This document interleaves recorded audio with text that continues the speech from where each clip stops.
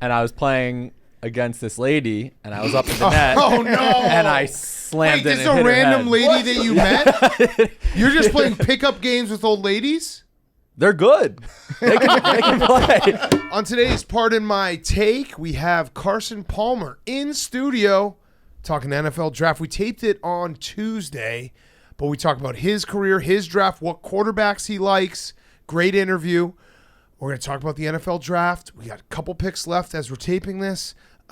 What happened in the first round, winners, losers, draft grades, everything. We have Celtics, Sixers finally set. Giannis and the definition of failure. Some hockey playoffs and Fyre Fest of the week. Great show, packed show, great sports week. It's all brought to you by our friends at the Barstool Sportsbook ourselves. Today's Part of My Take is brought to you by the Barstool Sportsbook. The Barstool Sportsbook is now offering a $1,000 bonus for new players. If your first bet loses, get up to $1,000 in bonus cash. So download and create an account today. Use code TAKE to unlock your $1,000 bonus. Be sure to use code TAKE to unlock your $1,000 bonus. I'm opening the app right now. Do we have a Sixers-Celtics Game 1 line? Do we? Probably not. Yes, we do. Whose line is it anyway? Hank, take a guess. Celtics minus 5.5. Celtics minus 7. Wow. Celtics minus 7 in the first game, which we are very, very excited for. So go to the Barstool Sportsbook app. We got exclusives. Hank, will you have an exclusive maybe for Game 1 of the Celtics game? Oh, yeah. What are you thinking? Real quick. I'm going to have to crunch the numbers. It's going to be Celtics money line and then probably Jason Tatum couple over player points. props. Yeah. Okay. I like it. So go check it out right now, the Barstool Sportsbook. Follow Hank's exclusives. Follow my exclusive PFT. Everyone's exclusive bets. You get a $1,000 bonus for new players. If your first bet loses, get up to $1,000 in bonus cash. So download and create an account today. Use code TAKE to unlock your $1,000 bonus. Terms apply. Must be 21 plus. Gambling problem? Call 1-800-GAMBLER. Okay, let's go.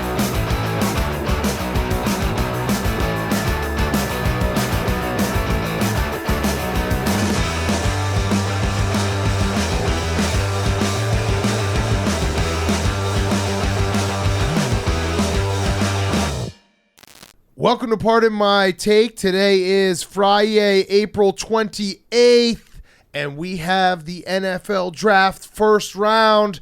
I think we say this every year, PFT, but it needs to be said again. I miss the days when it was just all on Saturday. Dun, dun, dun, dun, dun, dun, dun, dun. Yeah, I do too.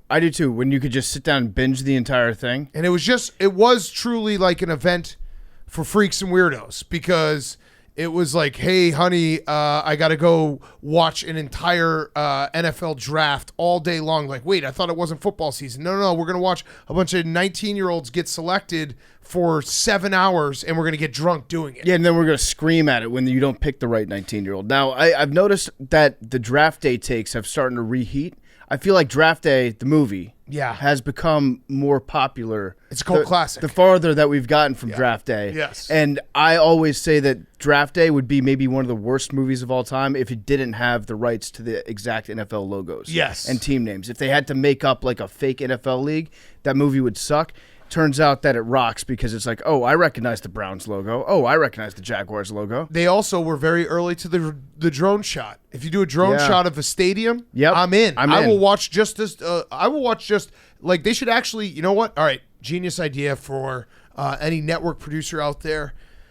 Do drone shots. So like Planet Earth, just do drone shots of stadiums. I like that. I'm in. Literally just an entire documentary of drone shots of like you telling me you wouldn't tune in to a show where it's a drone shot of every college stadium in America? Have David Attenborough narrate it. Oh my God. This is where PFT commentator stuck his penis in Las Vegas. Yeah, it would be incredible. It would be incredible. All right, so we got distracted there for a second. I do think though that I like Draft Day now, the movie. But it is like if it's like National Treasure. Right. It's like if National Treasure was written in a Buffalo Wild Wings. Yes. It's fun to like. Yes. All right, so draft.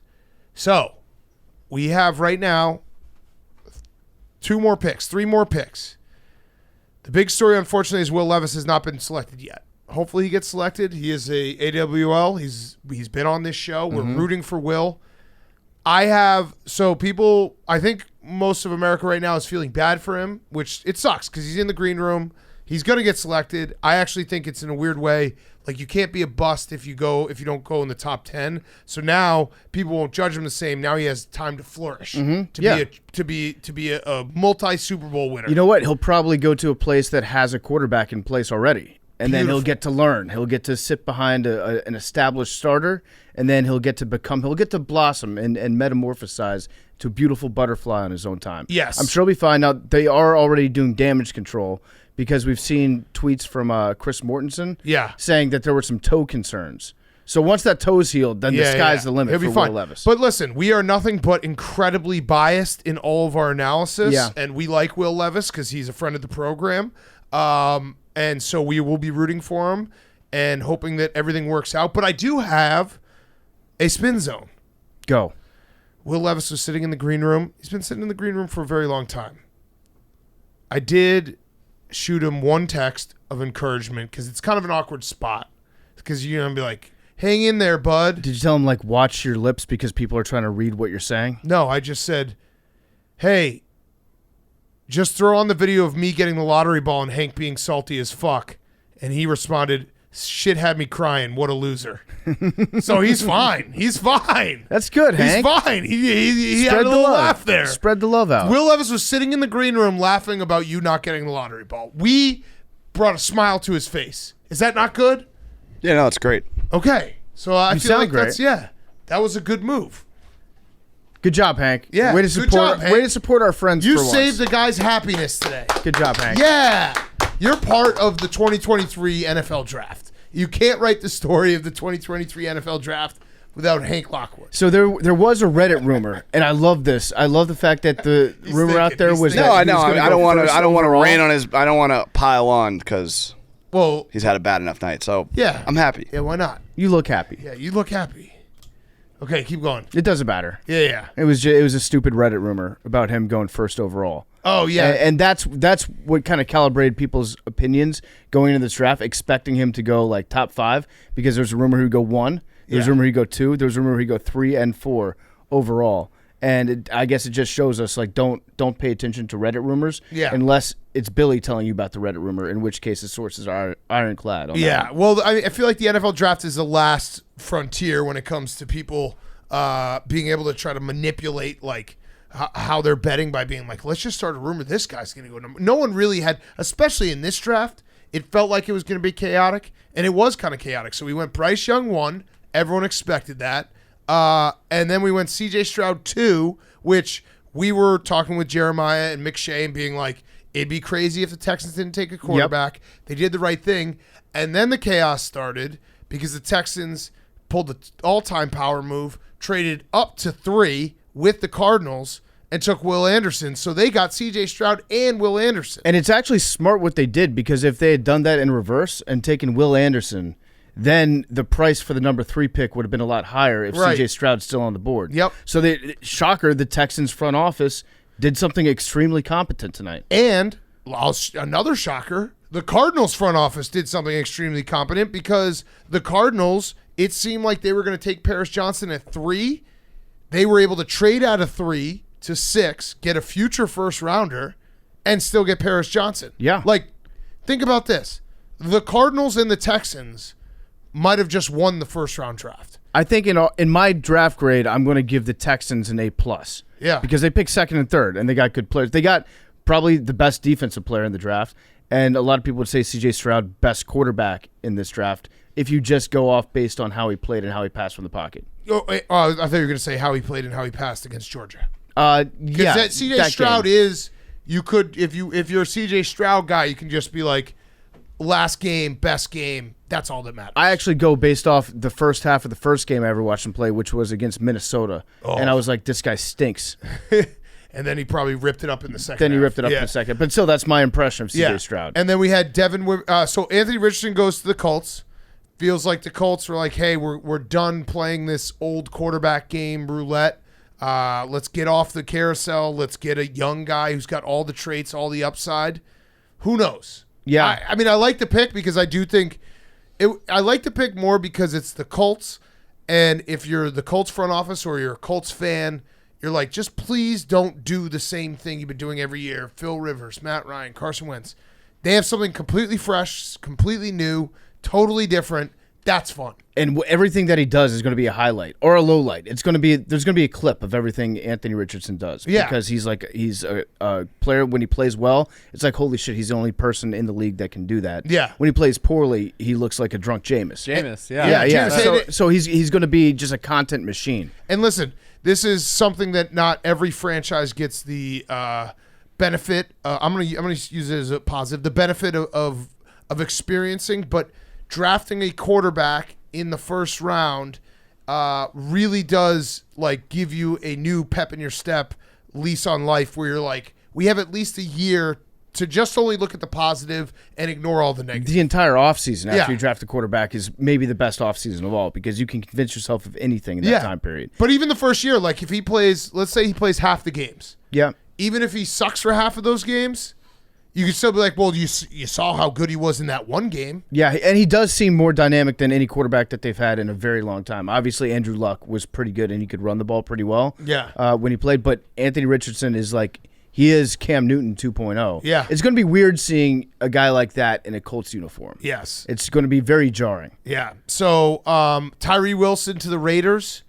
I bust all Big 12 defensive players. I loved his suit, though. Yeah, his suit was awesome. He looked like a cowboy pimp. Yeah. Kid Rock was just nodding somewhere. That he looked awesome tonight. So I tend to agree with you, just less on like Big 12 players, but more Texas Tech player. If you're a defensive player, I would not touch you in the first round. Yes. That my brain is still stuck in the past. Yes. Bijan Robinson to the Falcons, which will be very fun. Yeah, they're just going to run the ball. He's going to be the Larry Johnson. Yeah. They're just going to feed him the ball. Remember, they still have Algier, who's his rookie? Was that his rookie year last year? Yeah. Second year? They have Drake London. Yeah. They've got Kyle Pitts. They just have beasts everywhere. Taylor Heineke's got some weapons. Now that we're listing all these, I'm going to start believing in the Falcons again because they have dudes. Good for you. Yeah, Bijan Robinson is Texas back. This is, I think, their second top 10 pick in probably the last 10 years out of Texas.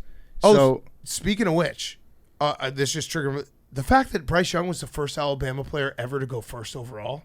That's not true. That's a fake stat. It was shown on ESPN, Modern NFL.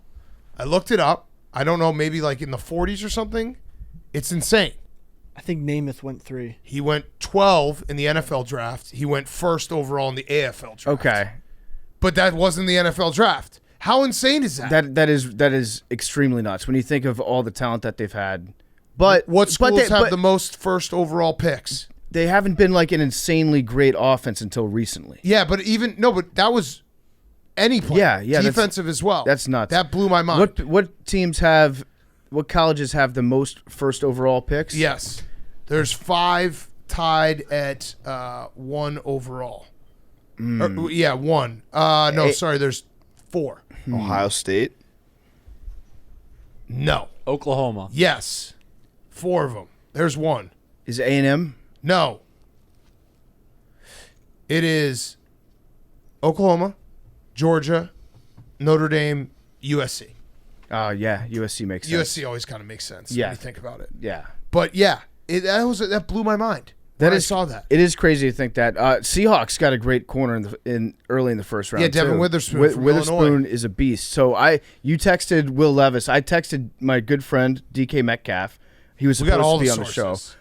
And I told him that they took Will Levis with their first round pick. Was he pumped? He was not pumped, and then he told me that he wanted Witherspoon instead. Ooh. And so DK got his wish. Nice. He got his corner. I feel like the Seahawks. I'm going to give them an A too. Yeah. Seahawks get an A right off the bat. Well, yeah, because the Seahawks took Devin Witherspoon, and then they got Jackson Smith-Njigba, who people had as the number 1 wide receiver. At 20, they got him. That's kind of how I think about the draft when I think about teams that had multiple first-round picks. I'm like, well, they won the first round. Yeah, exactly. Good job. If you have more than 1 first-round pick. And then we had the Bears and Eagles trading. So the Bears fleeced the Eagles, didn't want Jalen Carter. What? Wrong. They did not fleece The Bears fleeced the Eagles. They didn't want Jalen Carter at 9. They got a free pick pick, doesn't matter which round, next year from the Eagles. Is it third round? It doesn't matter what round. Second round. It doesn't matter what round. First round? I don't know how many times I had to say it. Doesn't matter what round. And the Eagles took Jalen Carter, who a lot of people had as the best player in the draft. Max was being mean to me. I am now, unfortunately, have to root against Jalen Carter because that's just forever tied. Because Jalen Carter could end up being one of the best defensive tackles in the NFL. And here's what I'm going to say is I actually think that it was genius for the Eagles to take him and the Bears to not take him because everything we've heard about him, he needs veteran leadership around him. The Bears do not have that. The Bears have a very young locker room, not a lot of great defensive players. The Eagles have the opposite. They have a lot of great defensive players, a lot of older Fletcher Cox, like a lot of guys that will help him. Dude Perfect's doing the Eagles pick. Give me a fucking break. God damn it. We just took Smith too. So You we're took just Nolan Smith. So we're you're just taking every the, Georgia we're player. just the Georgia. I love what Howie's doing. Like I hate it. I hate it as a Commanders fan. I can't stand it because it makes too much sense. Just take everybody from the best defense in the history of college football and put them on your team in the NFL. Yes. So, Max, how are you feeling? I mean, I feel great. I don't think. I mean, a lot of people wanted Nolan Smith at 10 if we didn't get Carter there. So, they're flipping. It's basically exactly what happened last year when Jordan Davis fell. We took him, and then Nakobe Dean fell, and then we took him. Okay, so you have all Georgia. So guys. it's just all Georgia. Our entire defense will be Georgia. It's smart. It's a smart move. Now, that's not all of Dude Perfect. I noticed the Purple Hoser's not there. Nope. And Tall Guy's Tall not Guy's there. not there. Our two favorites. Those are You have the worst elements of Dude Perfect out there. Yeah. All right, so Max, you feel confident? You feel good?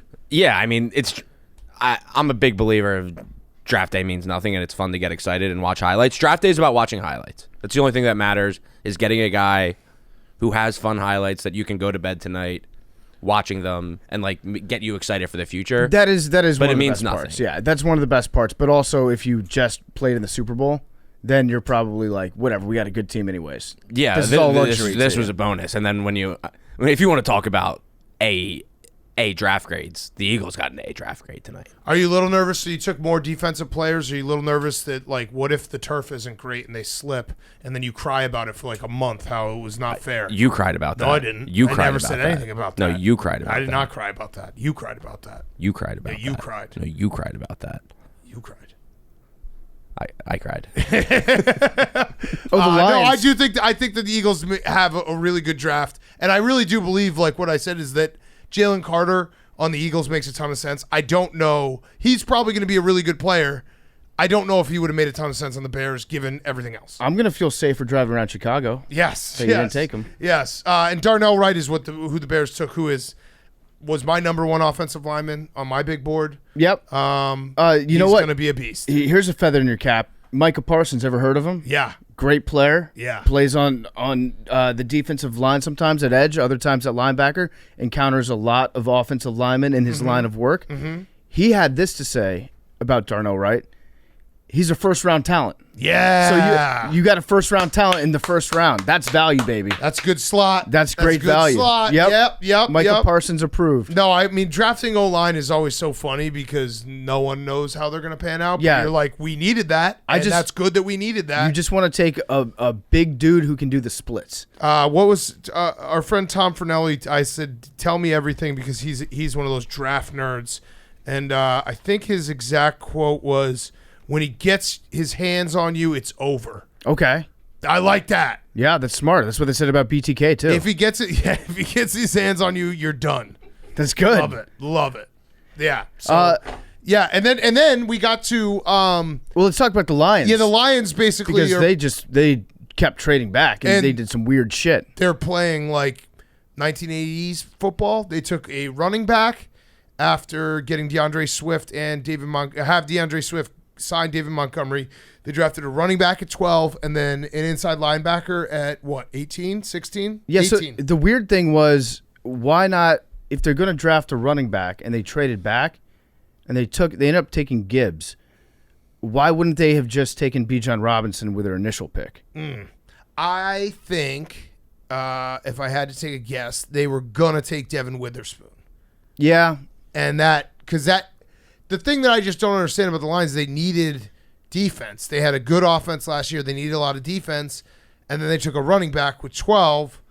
I don't know. The Lions can get, they have a lot of talent right now, but it felt like running back and linebacker in the first round feels like the missing pieces to a Super Bowl team. Maybe the Lions are. I don't know. All right, it feels like the pieces of a Super Bowl team when Dan Campbell was playing football. Right, exactly. And that's what you remember. Now, I was doubting the picks too, but then I saw Dan Campbell's reaction in the war room, and he basically started to wrestle everybody in the war room. He was so pumped up. So I'm like, whatever.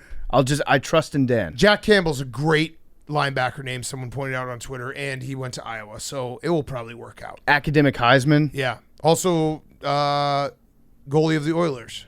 Oh, really? Yeah, one of their goalies is Jack Campbell. How about that? Yeah, so the Lions have 5 of the first 55 picks in this draft. Jesus. That's good as long as you don't screw it up. It might be like giving Joe Biden more bicycles. Yeah. So let's see. What else? Oh, Billy, what you want to talk about? Will McDonald the fourth? Love it. We needed someone in the box, a linebacker, D-line, or an offensive lineman, and we got one. Yeah. And he can jump really high. And just videos of him that's jumping huge. over cars, dunking, doing backflips off walls. He could jump over a whole offensive line. Some people would say that he's undersized, Billy. What do you think about that? He can jump high, so it doesn't matter. But in football, what's more important, jumping high or being big and strong? I mean, he's got some weight to him. It's not like he's just a little short. Yeah, and he jumps high. So he jumps Isn't high. But if he's short, he can jump high. Isn't he like 240 or something like that? That still can hit. Yeah, he's 6'4", 240, so he's not short or... The Yeah, guy no, he can jump high. bro. He can jump. He can jump. He can dunk. He can jump. He can jump over a car. Yeah. I wouldn't be surprised if he doesn't. What kind of car? It was a sedan.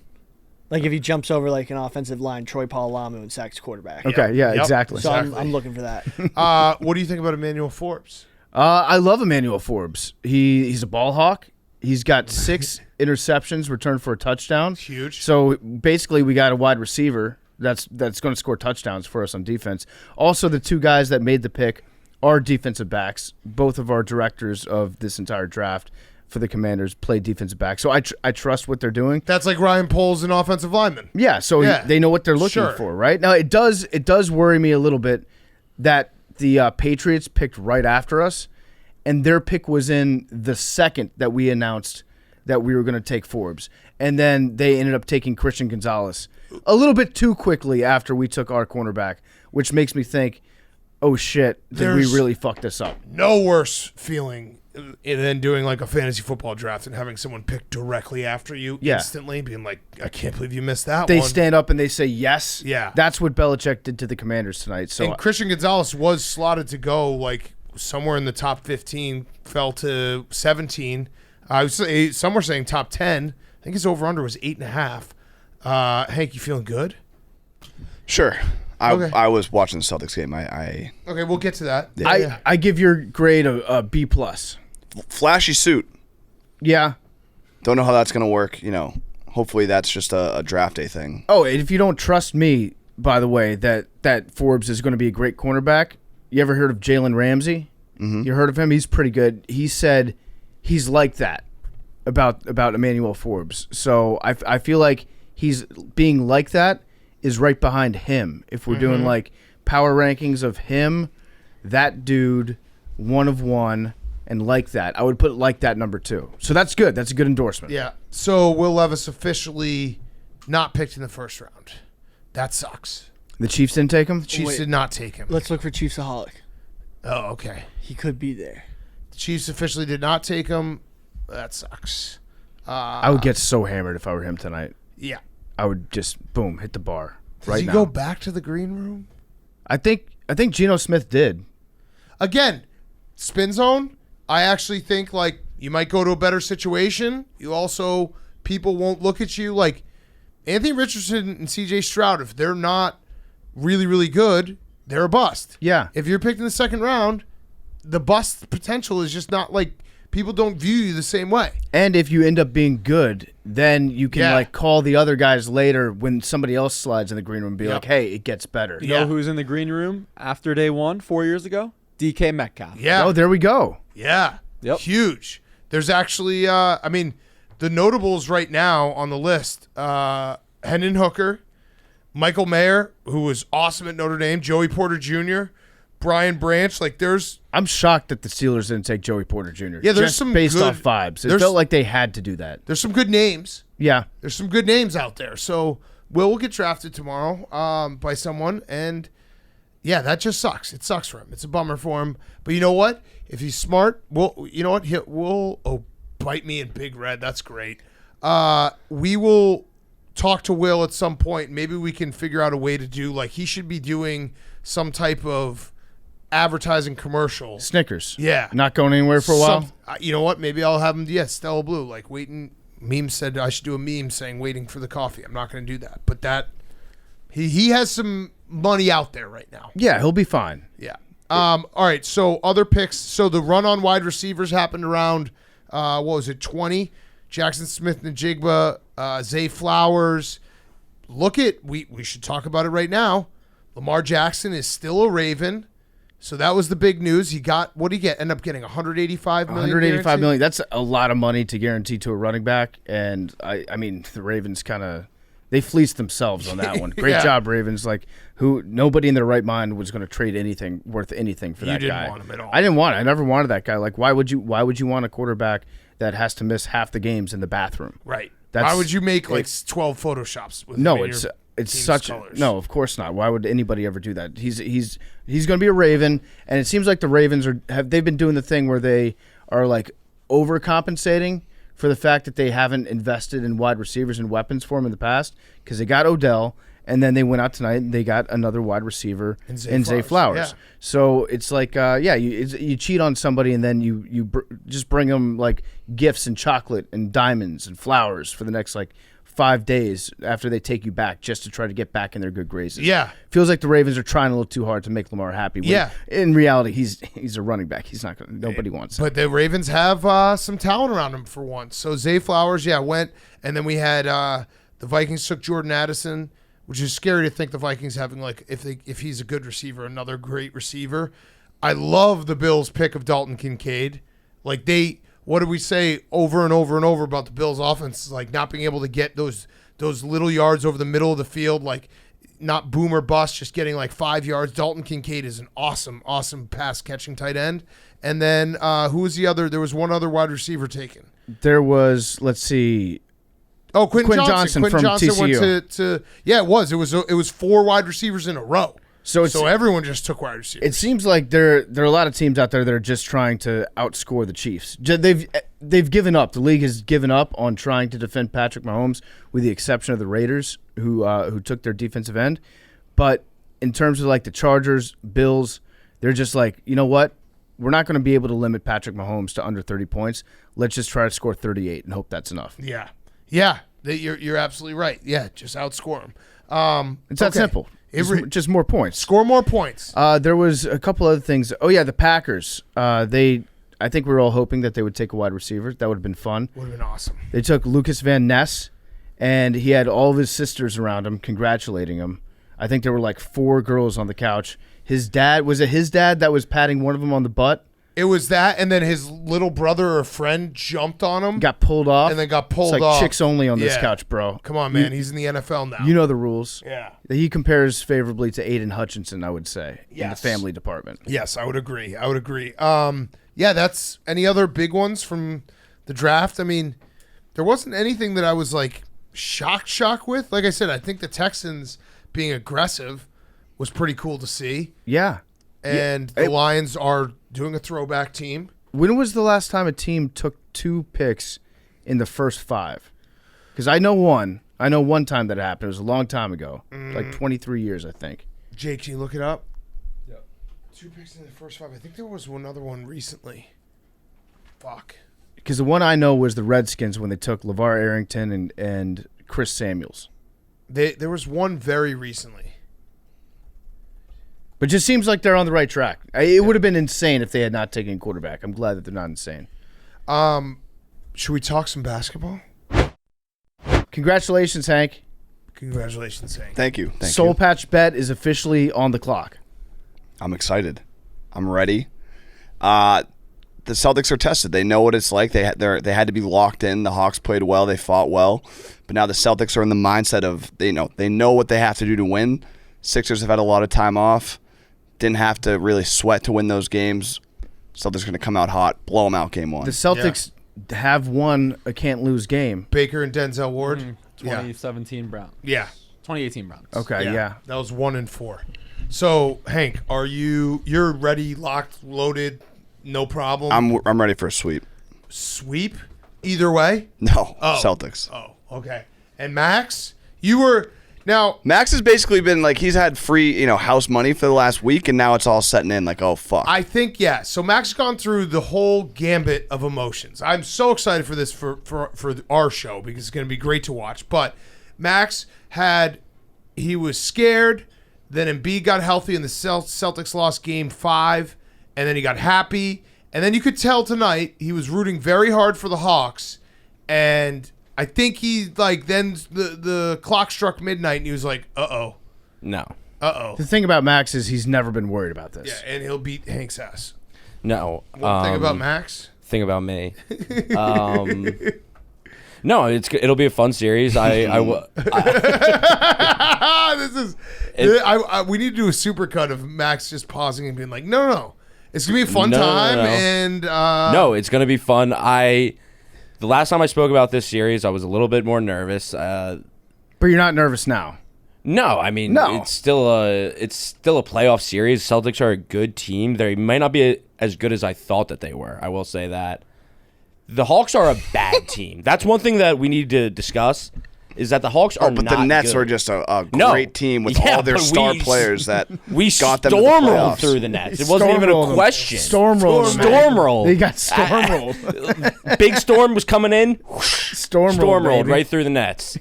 So no, I'm ready. I'm happy for the Hawks that they were able to get Embiid as much rest as he possibly could going into the next series.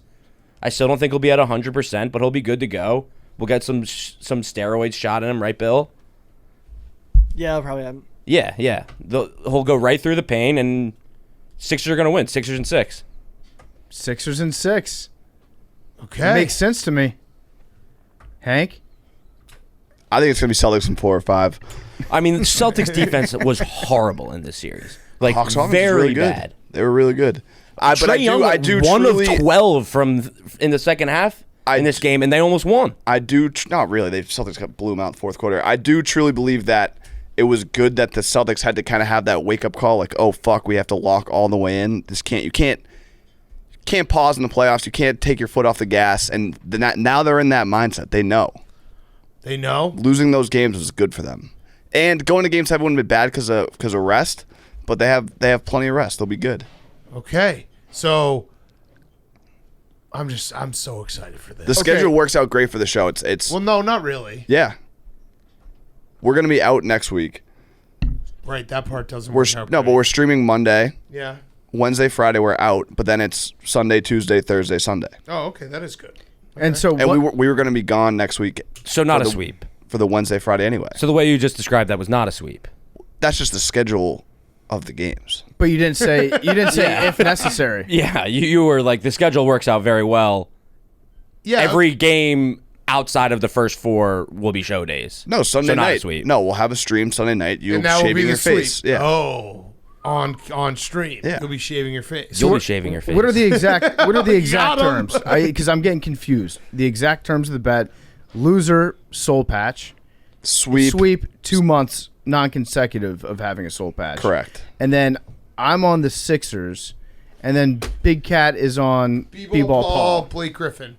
We got to figure out that number. You don't like Blake? I love Blake. Absolutely. I love 20? Josh Harris, though. 20? Is 20 fair? For both Yeah. combined? Yeah. Yes. Yeah. I think that's fair. 20 points. In the series? Yeah. Total? Yeah. No, B-Ball Paul's going to get that in one night. Well, Embiid's not going to play. All right, so what's a fair number? I don't know. We can figure that out. I'm not worried. I'm rooting for Blake. Has Blake played? Same. I hope Blake has really good I hope series. Blake, gets in a shitload. Scores a ton. All right, we'll figure out that number. It should be like whatever their season average is, half, and also in a sweep. So 4 games times their season, half of their season average. Okay, What else? Oh, is there a chance the Leafs blow this? Yeah, there's definitely a chance. They showed the graphic earlier today of their last 14 clinching games, all losses. There's always a chance with the Leafs. They will figure out a way to blow it. But I don't know. I guess I just haven't experienced Leafs failure on a first person basis enough. Yeah. I've really only got last year and then what's happened so far this playoffs to really understand what it's like rooting for the Maple Leafs in a playoff series. It's not good. It's bad, in fact. It's even when they're winning, it feels like they could blow it at any given time. But as Jake pointed out tonight, the thing I was confused about at the start of the game, trying to figure out which team was which team, because their Pantones of blue are the exact same. Right. There's not even a difference. 281C. 281C. They're the exact same. That's tricky on the eyes. But, yeah, I'd say probably like a 70% chance that the Leafs blow it, which is lower than normal. Yeah. It feels... I don't know. Maybe it's just, one game, but it also is like the Lightning have been there many times before. If they win this game 6, whoo boy, that would really suck for Leafs fans. It really would. I just looked it up. B-Ball Paul is averaging 4 points a game, and Blake's averaging 4 points a game. So the total over-under should be like 16 for the whole series. Is that fair? Yeah. Wait, for both of them combined? Yeah. So if they're both averaging 4 points a game, then it would be Half. 32, wouldn't it? No, I said half of Okay. their season average times 4 games. Okay, yeah. So 16 points I need out of both of them combined. Yeah, sure. I mean, Blake hasn't been playing a ton. Blake's a matchup guy, though. He is a matchup guy. Maybe they'll play against each other. Blake should be playing way more. God damn it. Get him in the game. He'll have his day. All right, so I need 16 points. 16 points? Let's Total. make it 17. 16 and a half. 16 and a half. 16 and a half points out of B-Ball Paul and Blake Griffin combined for me not to get a soul patch. I like that. I will be in a lot of trouble if I have to get a soul patch when a baby's coming. Oh, those are going to be some great pictures. That's a future me problem, boys. That's a future me problem. Yeah.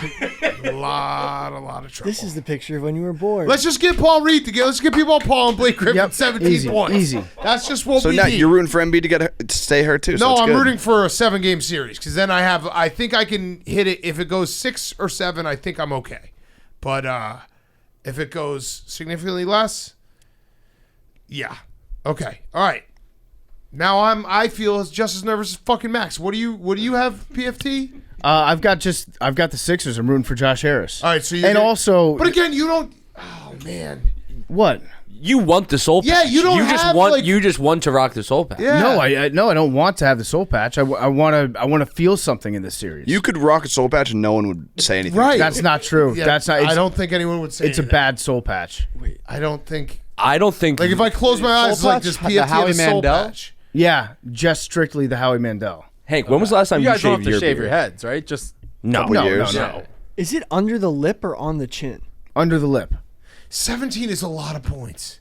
I'm looking right now. It's not that many. no, it's not. Yeah. B-Ball Paul is Reed- going to have 10 points. In He one game. literally because Embiid didn't play.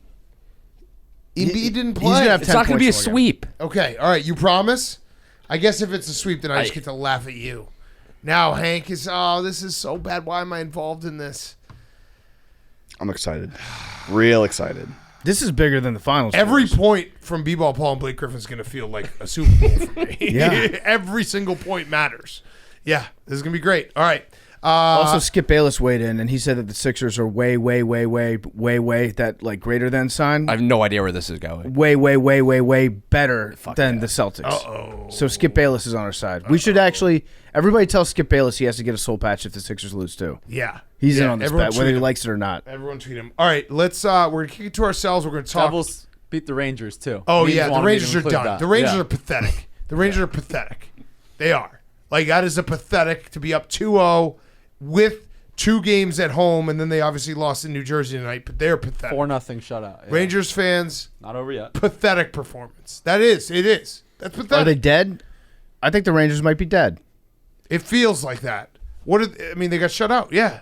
No, that's pathetic. Okay, so we're going to talk all Giannis, Bucks, all the Wednesday night action, every series that went on, And then we have Carson Palmer and Firefest. Okay, before we talk a little basketball and hockey playoffs, let's talk a little Barstool Sports store. It's NBA playoff season. We've got some new items that just hit the store so you can rep your favorite team.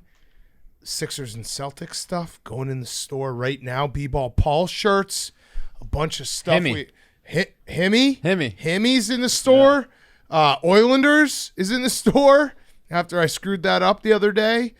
Great logo by Triggs, by the way. Go check it out. The store.barstoolsports.com. We got new merch dropping all the time.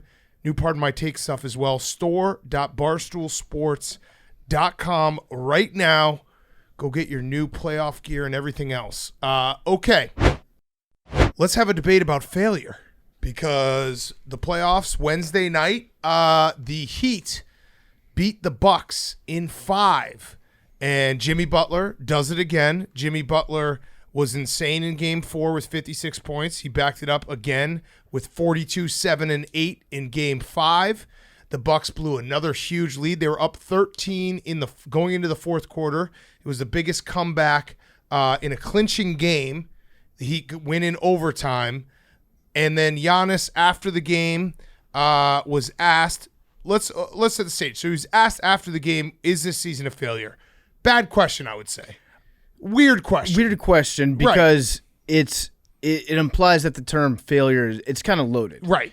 What did you fail in your ultimate goal? Yes, but when you say failure, you're kind of asking him like this season you wish the season never happened. Right. So he responded, quote, "It's not a failure. It's steps to success. There's always steps to it. Michael Jordan played 15 years, won 6 championships. The other 9 years, were they a failure? MJ definitely would say yes. Without a doubt. Yeah. If you were to ask that same question, he'd be like, yeah, the season sucked. Yes. Not worth it. Yes. That's what you're telling me. It's the wrong question. Giannis continued. There's no failure in sports. There's good days, bad days. Some days you're successful. Some days you're not. Some days it's your turn. Some days it's not your turn. And that's what sports is about. You don't always win. Sometimes other people win. And this year, somebody else is going to win. Simple as that. I feel the same way. Okay. Hank is talking about the lottery ball right now. This was a great, my initial take. So it was funny because the game ended really late. And Giannis has like a lot of, like he's one of the most likable athletes, I think, across all sports. No one really hates Giannis. Seems like a great dude. Obviously an incredible basketball player. A couple MVPs, championship. He's got a loaded trophy closet. He gives great quotes. There was the initial like, oh, Giannis, this is so profound. And I watched it in the morning when I woke up and I was like, wait, this is like something you say to a bunch of like 10-year-olds in Little League. It's okay to say the Bucks season was a failure. Giannis isn't a failure. None of the players are a failure. Their season was a failure. They were the 1 seed. They had the most wins in the regular season. They were odds-on favorites, and they got bounced in 5 games. That's a failure. Now, so if you were to say that to a group of Little League kids, it's because you're trying to teach them what would be the right lesson in life. Right. Where you want them to grow up to have this perspective that Giannis already has as an adult. So it's, I guess, technically. Well, you teach it to them because they're not going to be professional athletes, and they need to learn that, like, the journey and everything like that, and how to win well and lose well and all that. So Giannis has almost too much perspective. Right. Which, if he hadn't already won a championship, I would definitely say this is why Giannis will never win an NBA championship. Yes. Because he has too much perspective in things. It's like when we're talking about Tom Brady and Aaron Rodgers.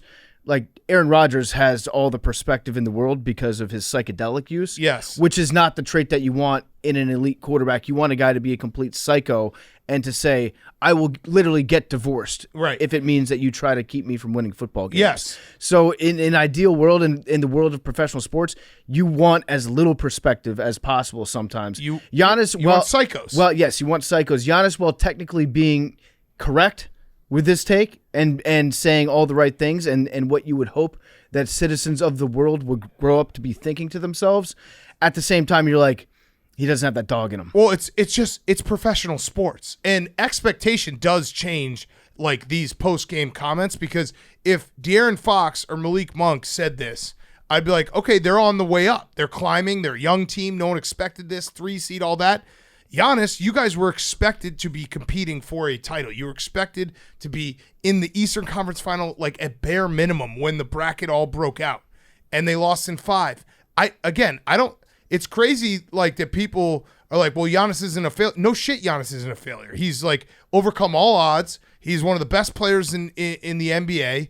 But this season's a failure. I don't understand why you can't just say we failed at getting our goal. Yeah, so really the big winner in all this is the play-in tournament.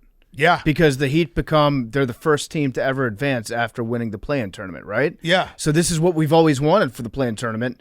It might start meaning more now. It might be meaningful games. Jimmy Butler. Because of one Jimmy G. Butler. Yeah. Who is now, you know what? Jimmy's number one. He's my number one player in the NBA. Dog. Not everyone else is a failure. Yeah. And also, if you look at it, you have to look at this through the lens, anytime you talk about basketball, of what would Michael Jordan do and also what would LeBron do in a situation like this. And if LeBron had been the one to say, this season's not a failure, I made a lot of good friends along the way and had some great practices and enjoyed time spent on this earth, we would lead the next 5 shows off with talking about LeBron. It was one of my criticisms of Coach K when he'd have like a 1 or 2 seed, and after they would get bounced in the tournament, he'd be like, "It's about teaching young men how to become like adults." It's like, no, you wanted to win a title. You wanted to win a title. That was the goal. It's okay in professional sports to be like, we're trying to win a title, and if we don't win a title, we failed. Especially when you are the best team in the league. Hank, I know that you saw this and you were like, "This is ridiculous." Yeah, the hat you're wearing right now, your City of Champions. You probably saw this and were like, gross. I hate that hat, but I love it at the same time. so any good. team that so any good. season It's that such a doesn't end bad in a hat. championship is a failure. Couple quick notes from the game. Well, no, so that What if you get to a lot of championships? depends, I yeah, And I think lose them that all in depends. the same year. I think it does depend, like, because someone was like, "Oh, well, don't you say like the enjoy Celtics series last year was not a failure, Wait, but it was. oh yeah, Losing the championship. yeah. When you're in the Because you had championship, championship expectations. if the Celtics beginning of the lost season. in the first round to the Hawks, that's a failure. Colossal failure. That's a failure. Yeah. Losing 2 games is a failure. And again, it doesn't mean any of these guys are failures. Like I quickly realized because it was a nice, healthy debate. That it became a semantics battle too, where it's like we shouldn't. This is stupid now because people are saying like, well, now you're calling I'm never calling Giannis a failure, but it's. And I think if you're a fan of the Bucks and you like pay money and you invest your time and everything, to have him be like, no, it's not a failure. That you'd be like, what the fuck, dude? Like it's okay. It's not saying that you suck or that the history of like the future of the Bucks is ruined or anything like that. This season was a failure. It's like the difference in grade school. When you're a young kid, we were graded on the curve of like G for good, or O for outstanding, G for good, S for satisfactory, N for needs improvement. Right. And then you get above like second grade and the F starts to hit, which stands for failure. The Bucks need improvement, but also this season was a failure. Yeah. You could also say disappointing. Like this is a disappointing end to the season. Extremely disappointing for the Bucks. But failure. It was technically a failure, but you're not a failure. I guess Right. the new debate, instead of done or finished, like, is it a failure or is it disappointing? Yeah. Well, and it just becomes a semantics battle where it's like, how do you define failure? These guys all have reached the pinnacle of professional. No shit. The guys who are playing on the court aren't failures. I'm gonna let our good friend Webster solve this one. I looked it up. No, Oxford. This is coming from Oxford. A failure is defined as a lack of success.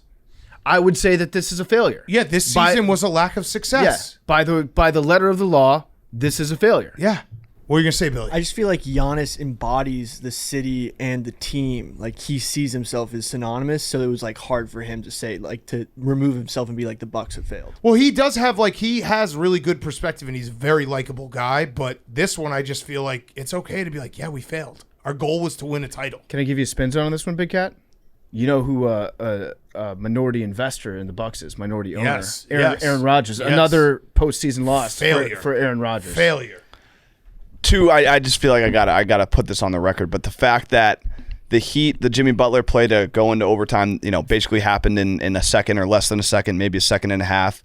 There was over 2 seconds. Which he did. There was 0.8 left, and the Bucks had a timeout, and they just didn't call it. So when the Heat basically scored on a play where that was take a second or less, so the Bucks could have done something similar, and they just chose not to. So if Giannis was, this would have been way more explosive, but he should have just been like, yeah, our coach is a failure, because not only did Bud go to overtime with the timeout in his back pocket, I'm pretty sure they finished overtime with a timeout in his back pocket. Grayson Allen finished the game. The Bucks season finished without a last shot. That was, a few times in sports, I was laughing out loud at that last shot attempt. It was so funny when it got to Grayson Allen and he just didn't even get a shot off trying to do a Euro step with 0 seconds left. Yeah. It was, I was that. like legitimately, Like, what is I can't going on believe here? that just You happened. don't really see that in pro. I feel like No. in college, Yeah, but the Badgers might have done that in the NIT semifinal where they just played hot potato for the yeah, last but in 15 pro, seconds.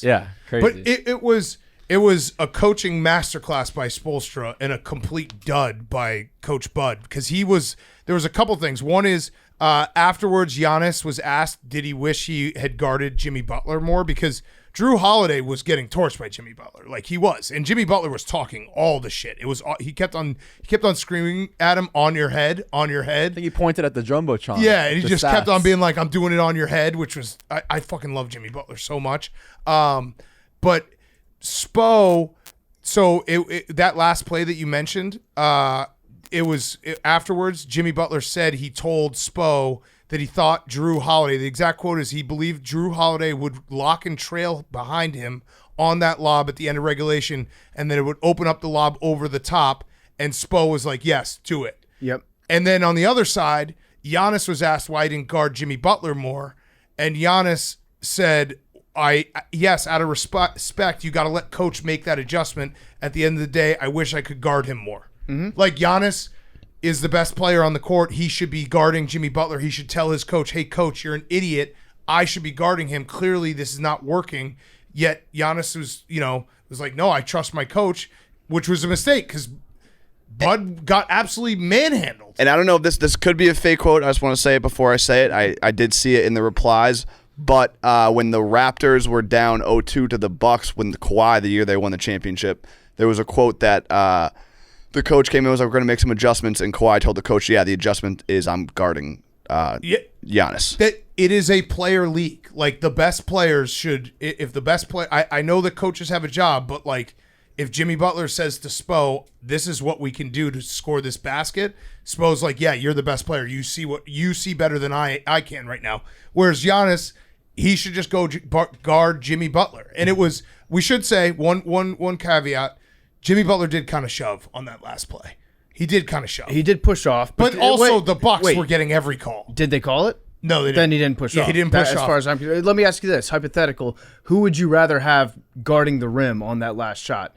Giannis or Connaughton? Well, here's another thing that happened. They put Connaughton in just for that play, too. Here's what also happened. Spo put Bam on the bench, and Bud then put Lopez on the bench. Lopez, kind of important for a lob at the rim. Yep. Kind of a guy you want out there. Now, like, you Spo hardly- was just doing circles around him. You hardly ever see a lob at the rim on that play with like 2 seconds left. That's usually not the call, but it But it was worked. Jimmy saying, I think this is going to work. Let's do it. Spo's got to be the best coach in the league. He's so good, and even the little shit like Bam was not great this series, but in the fourth quarter, they had Bam just being basically the point guard, and Lopez was just giving him all the space in the world, and he was able to pass to anyone. Like opened up the 13-point comeback, like everything Spo did. Bud was just standing there being like, "Gee, I don't know. Giannis should just post up, I guess."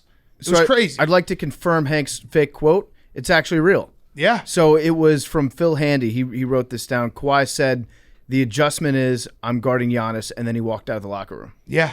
And that's it. Like that's what, like when your best player says, especially when your best player steps up and is like, I'm going to do this, you know that he, like, why wouldn't, that's the best coaching in the world. Get out of the way. Yeah. So maybe again, Giannis has too much perspective. I'm going to let coach make the decisions. I have to trust coach. Maybe he's just got to be a dick. Maybe occasionally Giannis has to just put his balls on the table. Yeah, and I know obviously Giannis getting hurt changes like the course of this series, but the Bucks' one single win was when Giannis wasn't playing, and they blew double-digit leads in back-to-back games in the fourth quarter when they just couldn't score. I think they scored like 2 field goals from 6 minutes on in the regulation, including overtime. Like they just couldn't score when they needed to. And Jimmy Butler is the man. Not Jimmy to Butler's mention, incredible. The Heat aren't full strength either. Yeah.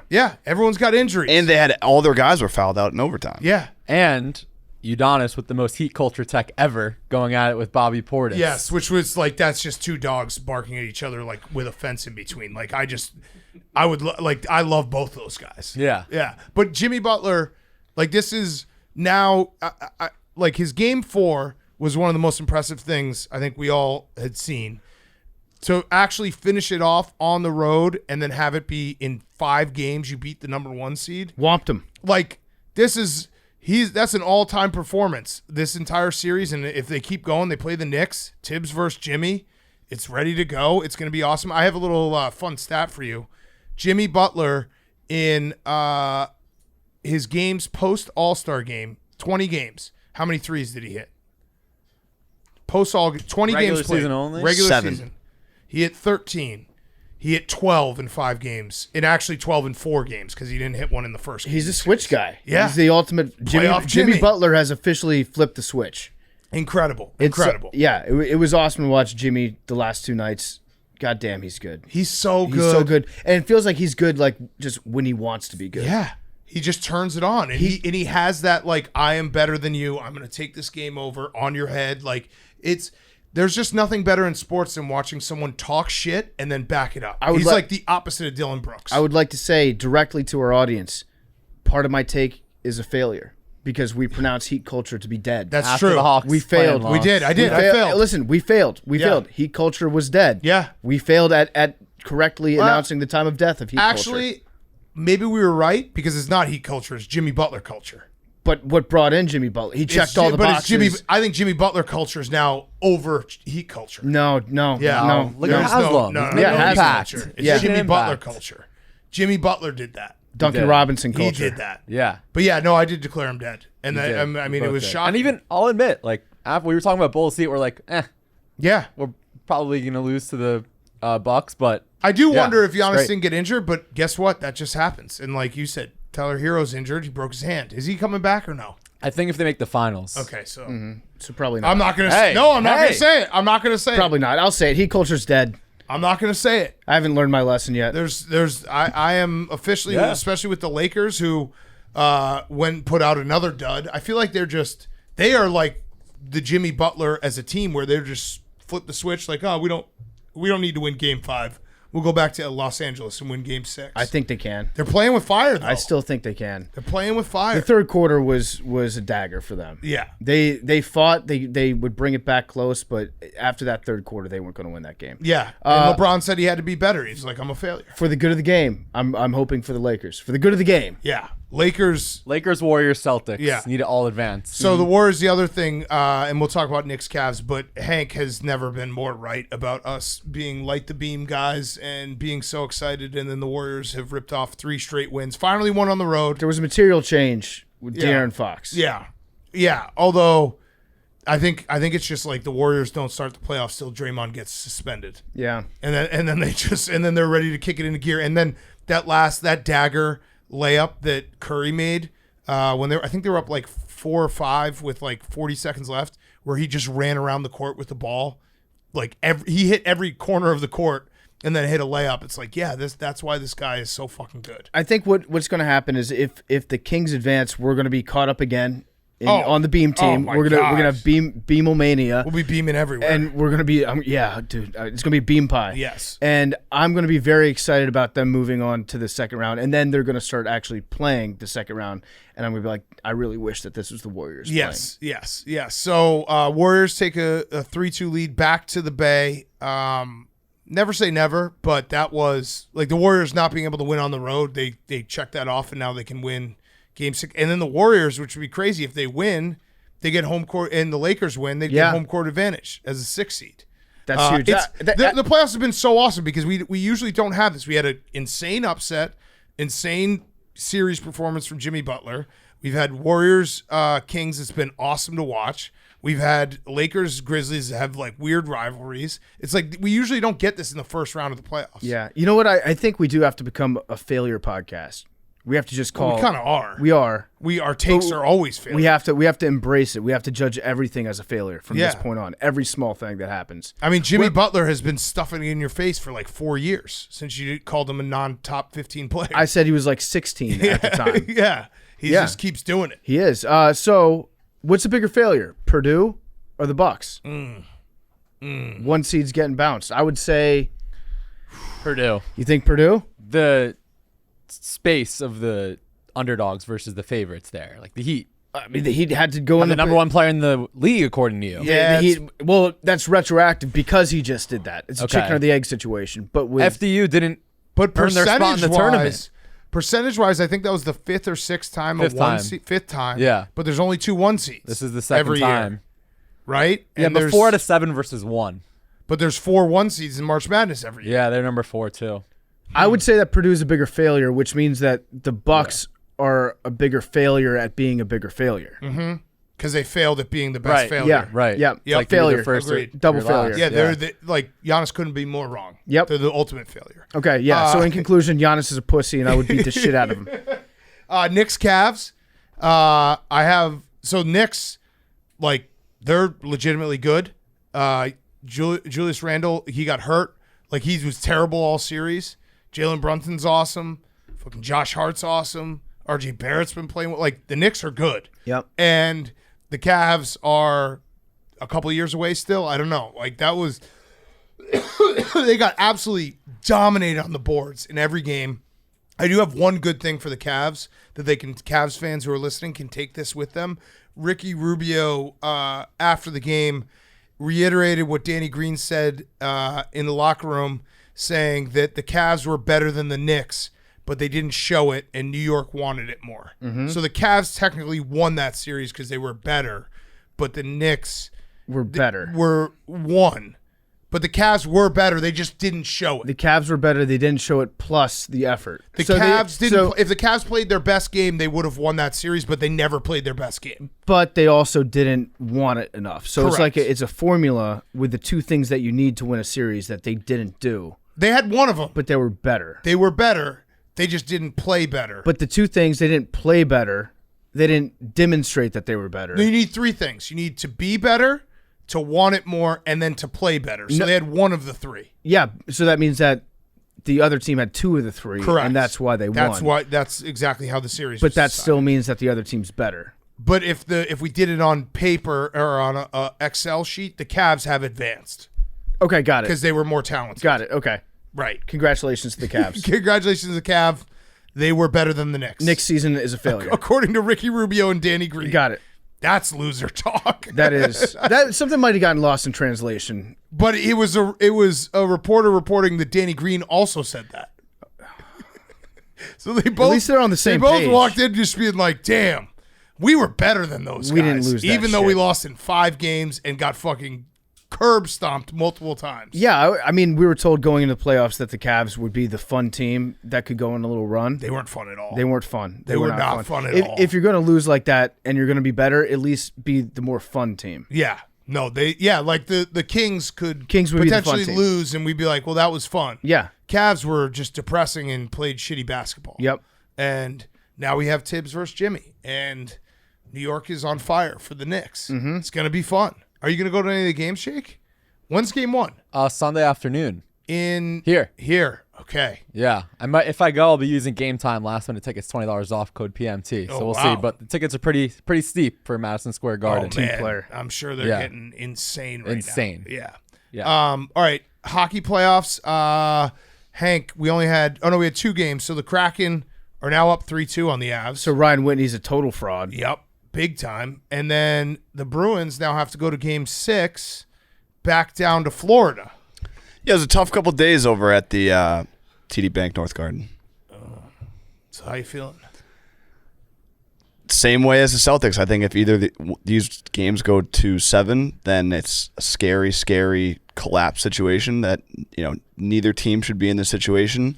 Olmark blacked out in overtime. I'm not a goalie. I'm not a hockey X's and O's guys, but I don't know what he was doing, what he was thinking. I think he just blacked out. That's the beauty of hockey. I think he just forgot where he was, what his job was, that he was a goalie, not a player. And, maybe he got colorblind, forgot who was on what team. What's the opposite of standing on your head? Standing on your feet. He was standing on his feet out He was there. standing on his feet. So we already know what happened in Celtics Hawks because we taped the beginning of the show after all that stuff. But let's just pretend that the Celtics lost. They didn't. Okay. That would be a tough day to wear that hat. So you don't want to pretend? No. If the Celtics lost, I will be panicked, shook. Shooketh? Not a happy camper. Okay. What if both teams just got bounced in the first round? You have to give that hat to Max. Yeah. Yeah. Meanwhile, Max is like, so how we're taping the show today because the draft goes late. We're taping this. It's like 6:00 in the afternoon or evening.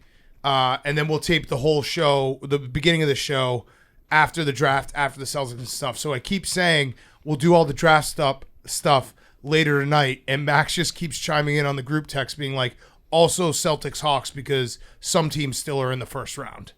Have you noticed those texts? I have noticed those texts. Listen, I'm saving it. Like I said, I'm put my focus back on beating the Hawks, so I'm not worried about Max or Philly. But by the time you're listening to this, I'll be ready to go. Right. And by the time you're listening to this, the Celtics have already won. Yeah. Yeah, right. So you're good. Celtics have won. Jason Tatum over 25.5 points. Al Horford over 15.5 points, rebounds, assists. Trae Young, no shimmies. I'll be rich. And why'd you do that bet?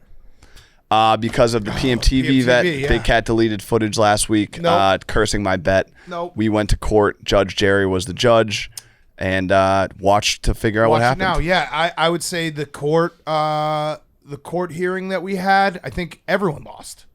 Because Hank and I quickly learned that we don't know anything about law, how legal proceedings work. We both started the video just being like, all right, present your case. And then I was like, wait, am I presenting mine? And then we just ended it with us yelling over each other. Because we had Scott Van Pelt calling in the middle of this conversation. That is not why you cut That it. is absolutely why I cut it out. And we did the same conversation about Brooks over and over. And I know when we do stupid shit and we have the same fight over and over, that it becomes bad for the people. And I said right after, if Emmanuel Quickly does not win this bet, we will let it all come out. Which we're doing right now. I've watched probably 400 to 500 episodes of Law and Order, all sorts of other cop TV shows growing up. I still have no idea what it means when you do the objection, Your Honor. Oh, we were objecting each other back and forth. And the judge says either overruled or sustained. I was no throwing- idea what the overrule or sustain means. Listen, I was throwing erroneous out there. We were throwing objection. We were saying like court of order and like all kinds of shit that made no sense. But yeah, Hank and I are in a good spot now. Yeah. Are you? Yeah, we are. Okay. We settled it like men, meaning I had to pay him a fee, which is still. I thought about it when I woke up this morning. I was like, wait, why'd I do that? He owes me $280,000 in jinxed bets. False. The court. All right, let's not do it again. Objection. Subscribe Objection to on YouTube, myself. where there will be a brand new graphics package put together by our amazing behind-the-scenes team, Memes, Max, Shane, and Evan. And Can't wait to see that. And the golf And the video is graphics coming guy. out Friday. Next. No, next Oh, week. No. shit. No, the Oh, graphics fuck. are getting announced, are getting revealed Thursday night. So For the golf video? no, tonight's PMTV with the court. Oh. So if you're watching this on Yeah, if YouTube you're right watching this now, now. you'll notice that The it looks graphics a little are good. different. So make sure And you to also notice there's no golf video. make sure to complain That'll- about the graphics package and Yeah. be like, I missed the old Shout one. out graphics. Yeah. Shout out graphics. These guys And do a great if you're job. watching this on YouTube right now and you're just scrolling around being like, where's this golf video? It's not there yet. Just know that it'll be there next week. Yeah? Yeah. What about, okay. It's worth the wait. Okay. Thursday. If you love golf, Yeah. the video's not for you. Yeah. But it's funny. Like good golf? Yeah. yeah. Yeah. Like if you're, yeah. Yeah. It's funny though. Can't wait. Next Monday. Next Monday. That is not what I said. Next Thursday. I said next Thursday. Oh, Okay. okay. Can It'll we do be- an early drop? It'll be Thursday. 500,000 subscribers, right? Yep. Yeah. Weekly videos come out on Thursday. Next week's weekly video will be golf. Okay. Got it. So no chance, even if people ask nicely. It will be There's always a Thursday. chance. There's always a chance if people ask nicely. Sure. You know what? There's always a chance. Yeah. So There's- at Philly there's- Mays? Yeah. Yeah. _Mays. Philly_Mays. Yeah, sure. Anyone who wants to talk some shit, come on over. All right. Let's get to our interview. We got Carson Palmer talking his career, draft night stuff, who he likes in the quarterback class. Great interview with him in person. Before we do that, Piety, you got a quick word from one of our sponsors? Yeah, before we get to Carson Palmer, actually the best red-headed quarterback playing Carson of all time in the NFL, without a doubt. He's brought to you by C4. C4 Performance Energy provides explosive energy you can feel with clinically studied carnosine beta-alanine and 200 milligrams of caffeine. You get enhanced endurance, all with zero sugar, no artificial flavors. I'm going to go off script for a second because you know that I drink C4 all the time. drink it in the morning, go to work out. I don't start working out until I rip a C4. We drink it here in the studio before we hit the bench press when we work out here. We love C4. We drink it all the time. We love it. It's a wonderful drink. You'll like it too. It's also NSF certified. That means that it's tested and certified for professional and collegiate athletes. It's powering the next generation of NFL stars like this year's top draft picks, C.J. Stroud and Bijan Robinson, giving them that secret sauce of true next-up energy. CJ and Bijan have been using C4 Performance Energy for years as the performance fuel behind their on-field dominance, and it's their go-to choice as they level up into their NFL careers. Get C4 Performance Energy. That's the yellow can. I like the bombsicle flavor. I like the white cherry flavor. I like the orange flavor. I like all of them. You can find them at c4energy.com, Amazon, and retailers nationwide. C4 Performance Energy, energy that you can feel. And now, here's Carson Palmer. Okay, we now welcome on recurring guest. Haven't seen him in a few years. It is Carson Palmer, Heisman Trophy winner, 3-time NFL Pro Bowler. He's here with Level Select, which we want to talk about. But first of all, thank you for coming back in. Great to see you. And it's perfect. We're going to run this on Friday. So right after the draft, the first round. Okay. This is your 20-year anniversary of being selected number 1 overall, correct? I want to know from your perspective, like, tell us everything about your draft night, because I feel like every sports fan on draft night lives that imagination of like, man, if I was one of these guys. Was it as cool as we think it is? So it was amazing. It was cool, but it was different because I had agreed to a contract prior to the draft. So I was excited to go to New York because everybody wants to go to New York that doesn't get to live here. And so I went to Cincinnati to sign the contract like on Tuesday. Oh. And then had a big press conference, did that whole deal, and then Wednesday flew from Ohio to New York, and then I was in New York, and I wasn't nervous. I'm in the green room, I'm hanging out. We had champagne going. It was awesome. Everybody else in the room was stressed and doesn't know. And so I knew, I felt great. My family knew, everybody knew that the news had come out. And so we went out the night before, had a fantastic night. I was hurting the next day of the draft because I didn't have to sit, on pins and cushions. Where am I going to live next year? Who's going to draft me? I knew where I was going. The phone call and all that. Yeah. All that. And so, this is back when Tagliabue was a commissioner. So Tagliabue comes out and says, welcome to the 2003 NFL draft. The Bengals are on the clock, and turns around and walks.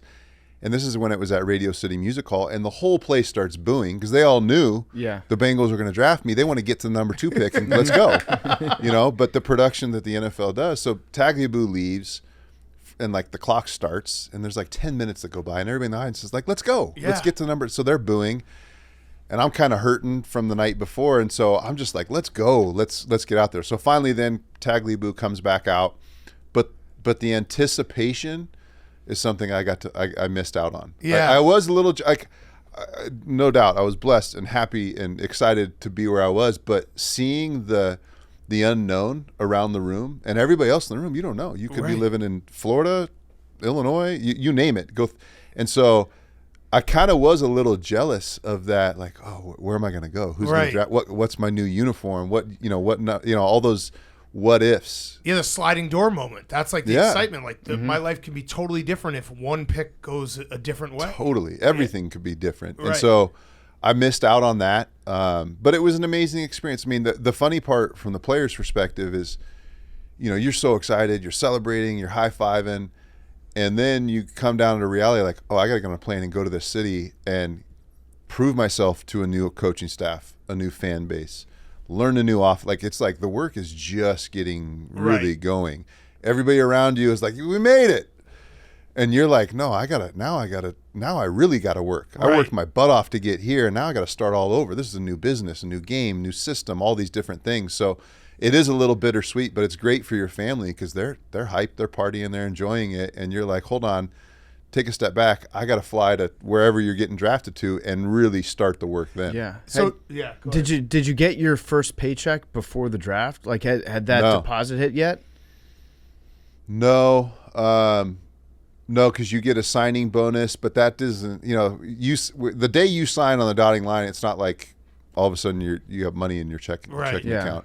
it takes some vetting, and every lawyer's got to look at it, and it takes a couple weeks before things get. So, dumb question, and this is just how I would, like, if I was drafted in a pro sports league, I do think I would just start giving everyone money. Did you do that at all? Like, not like tons of money, but like I'd give my, best friends, like, hey, here's $5,000. Here, mom and dad, here's, I'd just be handing out money for at least a little portion of time. We celebrated. We did go out that night of the draft, and I had never been in a situation where I could like get a table, right? And I'd never been to a really high play. I've been to dive bars my whole life, and so we're in New York. We go to this super foo-foo club, and the dude comes out, and all of a sudden, the bottles are coming out, and then for the first, I've never paid more than the most expensive thing I'd ever bought to that point was my rent, which was like $250 a month, right? And you're scraping by to make that happen in college. And then we go out the night of the draft, and I got like a $50,000 bill or whatever it was. It was like mind blowing. Yeah. And then it was like, well, I can afford this. I can cut this. So I can put my credit card down. But this just doesn't. That's an unnerving feeling. No matter what you're about to get, when you see a big a big bill come like that, it is. Makes your heart skip a beat for sure the first time. Yeah. And you were the only rookie quarterback. I don't know if that's still true to this day, but the only person that was taken, I want to say in the first round, that didn't play a single snap your rookie year. You didn't get on the field, right? I don't know if I was the only one. I think there was I'm trying to think who was. Did Eli play? He might have gotten in a little bit. I think bit? Warner got hurt. He hurt his hand or something. But I'm pretty sure that at least since no other quarterback has gone through their entire rookie year without playing a single snap in a game. I'm sure at the time you wanted to get on the field and you were like, let me see what I can do. You want to compete, all that stuff.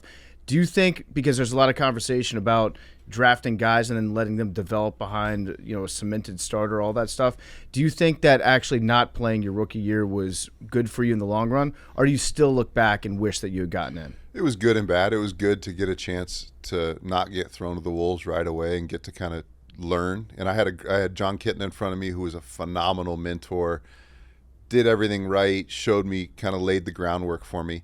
But I mean, I don't know. I've been asked that question a million. I don't know the right answer. To each team, to each player, it's different. The difference now mainly is the way that the contracts are. Back in the day, I signed a 7-year deal with an 8th-year option. Now it's a 4-year deal with a 5th-year option. So back in the day, they had the ability from an organizational standpoint to do that because they didn't have to start thinking about my next contract until really year 6 or 7. Now you got to be ready to pay a guy or let him walk in year 3. So you don't have that opportunity to let him sit and develop. You need game film. You need to see him in action. You need as much footage as you can before you make a decision and give him Jalen Hurts $255 million. Like, you had all kinds of time to make that decision previously when you got 7 years and that much footage to watch of a guy. Now, if you haven't made a decision in year 3, this is our guy or this is not our guy, he's probably not your guy. Yeah. But you only really have 3 years, 2.5 years worth of game footage to make that decision. So really that's what changed with the most recent CBA is when they changed that rookie pay scale went from 7 years down to 4 years. That accelerated the timeline. We got to get this kid in there. Throw him in the fire. Let's see what he's got because we got to start getting ready to make that decision. Are we going to pay him $50 a year or not? And then also from a team building, like we've seen it with Jalen Hurts, a good example, like that window that you have a guy on a cheaper deal, that's when you got to strike. Joe Burrow, perfect example, where it's like they're going to have to pay Joe Burrow a lot of money, and it's going to change the whole dynamic of the team. Well, Jalen's game's going to change. Yeah. Because, I mean, he wasn't even on a top 5 pick rookie deal. Yeah. He was on a low. I mean, that's as minimum wage as it gets in the quarterback world. So he had A.J. Browns and Darius Slay at corner. I mean, there's some really good players in Philly that because of this new money that Jalen's got, he's not going to be surrounded by all the talent he's been surrounded by on offense, defense, and special teams wise. And then all of a sudden, Philly, now that he's paid, they got to the Super Bowl. Now they expect him to win it. Yeah. Mm-hmm. And now Jalen has to win it, and he's eating up 12% of the salary cap. He was eating up 0.12% of the salary cap previously. So there is a lot more on his shoulders. Obviously the expectation, obviously the pressure, but he's got to do a lot more to get a Super Bowl ring with less talent around him on both sides of the ball. That's another dumb thing that I have, including like I would just give money to everyone, is that if I were a quarterback, I'd be like, you know what, I'll take like $100 million instead of $250 and just get really good players. That obviously isn't how it works. But in my head, I'm like, wouldn't you rather not have to do it all? Yeah, I agree. I was saying that before Dak Prescott got his big deal, because the thing about if you play for certain organizations, if you play for the Dallas Cowboys, whatever you don't make on the field, you can make up off the field on the mattress company that Dak is, promoting. Like there is so much money to be made on the marketing side of things. If you were the Dallas Cowboys quarterback, I mean, you look back to 3 years ago, you had 3 Dallas Cowboys players on the number 1 teams in the booth. You had Aikman, you had Jason Witten, and you had Romo. And if you play for the Dallas Cowboys and you trust that the Jones family is going to make the right decisions, I think it's worth it to take a little less money on the field, have better players on the field, and open up even more doors if you win a Super Bowl off the field to making money marketing-wise in Dallas. Yeah, kind of a long-term play. It's also tough to say, $100 million is enough. I don't need the extra $150 million on top of that. Well, you don't have to take that big of a pay. That's a big pay. You can also marry a billionaire model. That works too. Yeah, that's also a little life hack that guys can do. Great success financially with a little insight on some companies to buy into. Yes. Warren Buffett's a family member, but I want to marry Nancy Pelosi. That's my goal. Oh gosh, she's got it all figured out from a financial standpoint. Sounds awful. Sounds like a terrible decision. So along those same lines, if you're a quarterback for the Cowboys, you do have all these opportunities. You end up going to Cincinnati. Cincinnati, not a huge media market by any stretch of the imagination. When you were, playing football in college, it probably wasn't your dream to play on the Cincinnati Bengals one day, right? But it's still an awesome thing. You're the first overall pick. That's a great moment. That's unbelievable. Was there any just thing in the back of your head like, it's the Bengals, but it's going to be great, but it's also the Bengals? Yeah, I mean, I grew up in Colorado, watching the Broncos play in Southern California without a pro football team. I didn't know a whole lot about the Bengals because they didn't play on Monday Night Football. They didn't win a bunch of Super Bowls or ever really go to the playoffs. So I just didn't know. And at that point in your life, everybody's telling you the greatest thing in the world. I was young and dumb and said, I don't care how bad they are. I'm going to go there and win a bunch of Super Bowls. Yeah. So you're just young and dumb and you don't know what to not know. Right. And so I just didn't know what I was getting into. And I was excited about the opportunity, man. An NFL dream is an NFL dream. It doesn't matter if it's the Miami Dolphins down in Florida or the Bengals, the Browns in Ohio. It's an NFL team. And that excitement is enough to just playing in the NFL, have an opportunity to play on national television every time you step on the field. Is a dream come true, and it didn't matter if it was for the Bengals, the Browns, or the LA Rams. Yeah, and you guys ended up having an awesome offense. I used to love watching you guys play. Ochocinco, just an absolute legend, just a completely unique individual. I bet if you threw the ball at Ochocinco 20 times in a game, I bet he'd be like, "Why didn't you throw it to me 21 times?" No doubt. Yeah, man, he was so good. He was back in the day. I don't know if there was in my time. I think the 2 most feared players were Chad, because if you're a corner and you had to play him one-on-one, it was an issue. You just couldn't keep up. He was fast. He was quick. He was explosive. He was 6'1" with long arms, so he was big. He could stop on a dime. But him and LaDainian Tomlinson in their heyday were as feared as it gets. And then, on the other side of Chad, we had TJ Houshmandzadeh, who was a first-down machine. He was a slot receiver that was unbelievable. Peter Warwick was there when I first got there. Remember P-Dub back in the day, his Florida State? I mean, he was awesome until he had that knee injury. But we had good players. And one of the great ones, too, that I didn't get to play with that was there before I started playing was Corey Dillon. Yeah. And he had a couple good years at the end in New England, got a Super Bowl ring. So there was some offensive firepower in Cincy for sure. Great nickname, too, Clock Killing Corey Dillon. Yeah. I love that. That was a great. Do you remember the time you drove with Chad Ochocinco to Indianapolis to watch Peyton play? They made a big deal of that. You guys sat in the last row? Did you guys sit No. in the last row? No. We got Oh. we got tickets from Edger and James. He Oh, hooked us okay. up in the family section. It was a cool story. You guys were like, "Hey, we want to go watch how Peyton Manning and Reggie Wayne and Marvin Harrison play." Yeah, we went to watch, because Chad and I were having a lot of success on the field, but then we come off the field and he'd be, dude, I'm wide open. And I'd go look at the picture, like, there's 19 guys covering you. Yeah. You're not. And so we went down there to see, like, what those guys were doing when the defense was on the field. What was Peyton doing? Was Peyton sitting by himself? Was he looking at pictures? What was Marvin doing? Was Marvin goofing off like Chad was? And so we went to learn. We saw them communicate. They literally talked every series after, and it was never Marvin going over to Peyton. It was Peyton coming over to Marvin and Reggie. And so that was just something we implemented. We saw what they were doing on the field, obviously, but you don't get to see what they're doing when they're getting Gatorade in between series, and seeing that constant dialogue and talking about this, talking through that. That was something that helped Chad and I get even more on the same page. That's really cool. I didn't know that was like basically it was to not even watch the game. It was to watch how they're acting on the sideline. We can watch the game the next day on the coach's cut-ups. Yeah. But we wanted to see what was going on. What kind of communication? Was it once a quarter? Was it, it was every series. They went 3 and out. There's 3 runs. They would come over and talk about something, because they're always, all right, we ran the ball 3 times. Here's the run action we gave them. We're going to hit them with the play action, post, or the play action, corner, whatever it was. They were getting ready. It looked like they were getting ready for that next series, and that's something that Chad and I implemented into our games. I have one more Chad Ochocinco question that will conclude the Chad Ochocinco portion I of can this talk about interview. Chad all day. Yeah, I mean, he's a fascinating guy. I remember he was getting really into the celebrations for a couple of years. They were getting more and more intricate as time went on. And man, if Roger Goodell was the commissioner when he first started getting into them, because I don't think that he was, or it was before he really laid down the law, Chad would have been fined every single game for everything that he did. But there was one in particular, and I don't know if you have any insight into this one, if he talked about his celebrations and planned them out with you guys.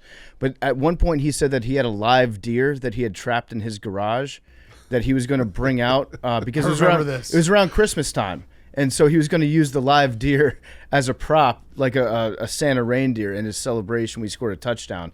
Then he scores the touchdown, and he starts looking around for the deer, and it's not there. It's not at the game. Did he actually have a live deer that he had corralled somehow? Yeah, for the sake of that story continuing to live on, yes. Yeah. It was a real live reindeer. It was underneath section B in the stadium, and the guy that was hired to let the deer out of the gate or the cage, he failed. Yeah. But that's a great story. All of his celebrations were great, and I never heard about him. I always saw him doing something, like he put on a Hall of Fame jacket one time. Yep. He had a Velcro Ochocinco put onto his jersey one time. I thought one of his best celebrations, because I was always trying to get Chad to play golf, and he never would play golf. And I thought, you're crazy. You should be, something great to do. It takes your mind off of whatever else you're doing. It's great. It's a great thing to be doing when you're not at the facility. And then he busted out. We were in Chicago against your Bears, and I think he had like maybe 3 touchdowns that game. And one of the touchdowns, he did a Tiger Woods. He putted with the pylon. Yeah. Yes, I remember And I was like, that. Chad, finally you brought. And I love golf, so he finally brought some golf into the celebrations. I thought that one was one of his best. What are you shooting these days? I'm like a high 70s. I mean, that's the way pretty you good. the way you Mid-70s. presented that was rude, because I Was thought it? you were going to say like 90s, low 90s. You're like, I'm like a high 70s, fucking phenomenal. Thank you. You wouldn't expect I'd be a decent. No, I golfer. think you would be, but the Okay. way you were like leading into it, I was like, he's going to say high 80s, low 90s. No. You're basically a scratch golfer. Well, I should be a scratch golfer, and I'm not. I should be right around 72, 73, but it's like 1 or 2 holes every round that I just flare one off to the right, and I'm dropping, and I'm just trying to save double bogey. It must be so much fun They're the being in the killers. 70s, though. Golf, is, but golf just like seems like the everything- best game ever if you're good at it.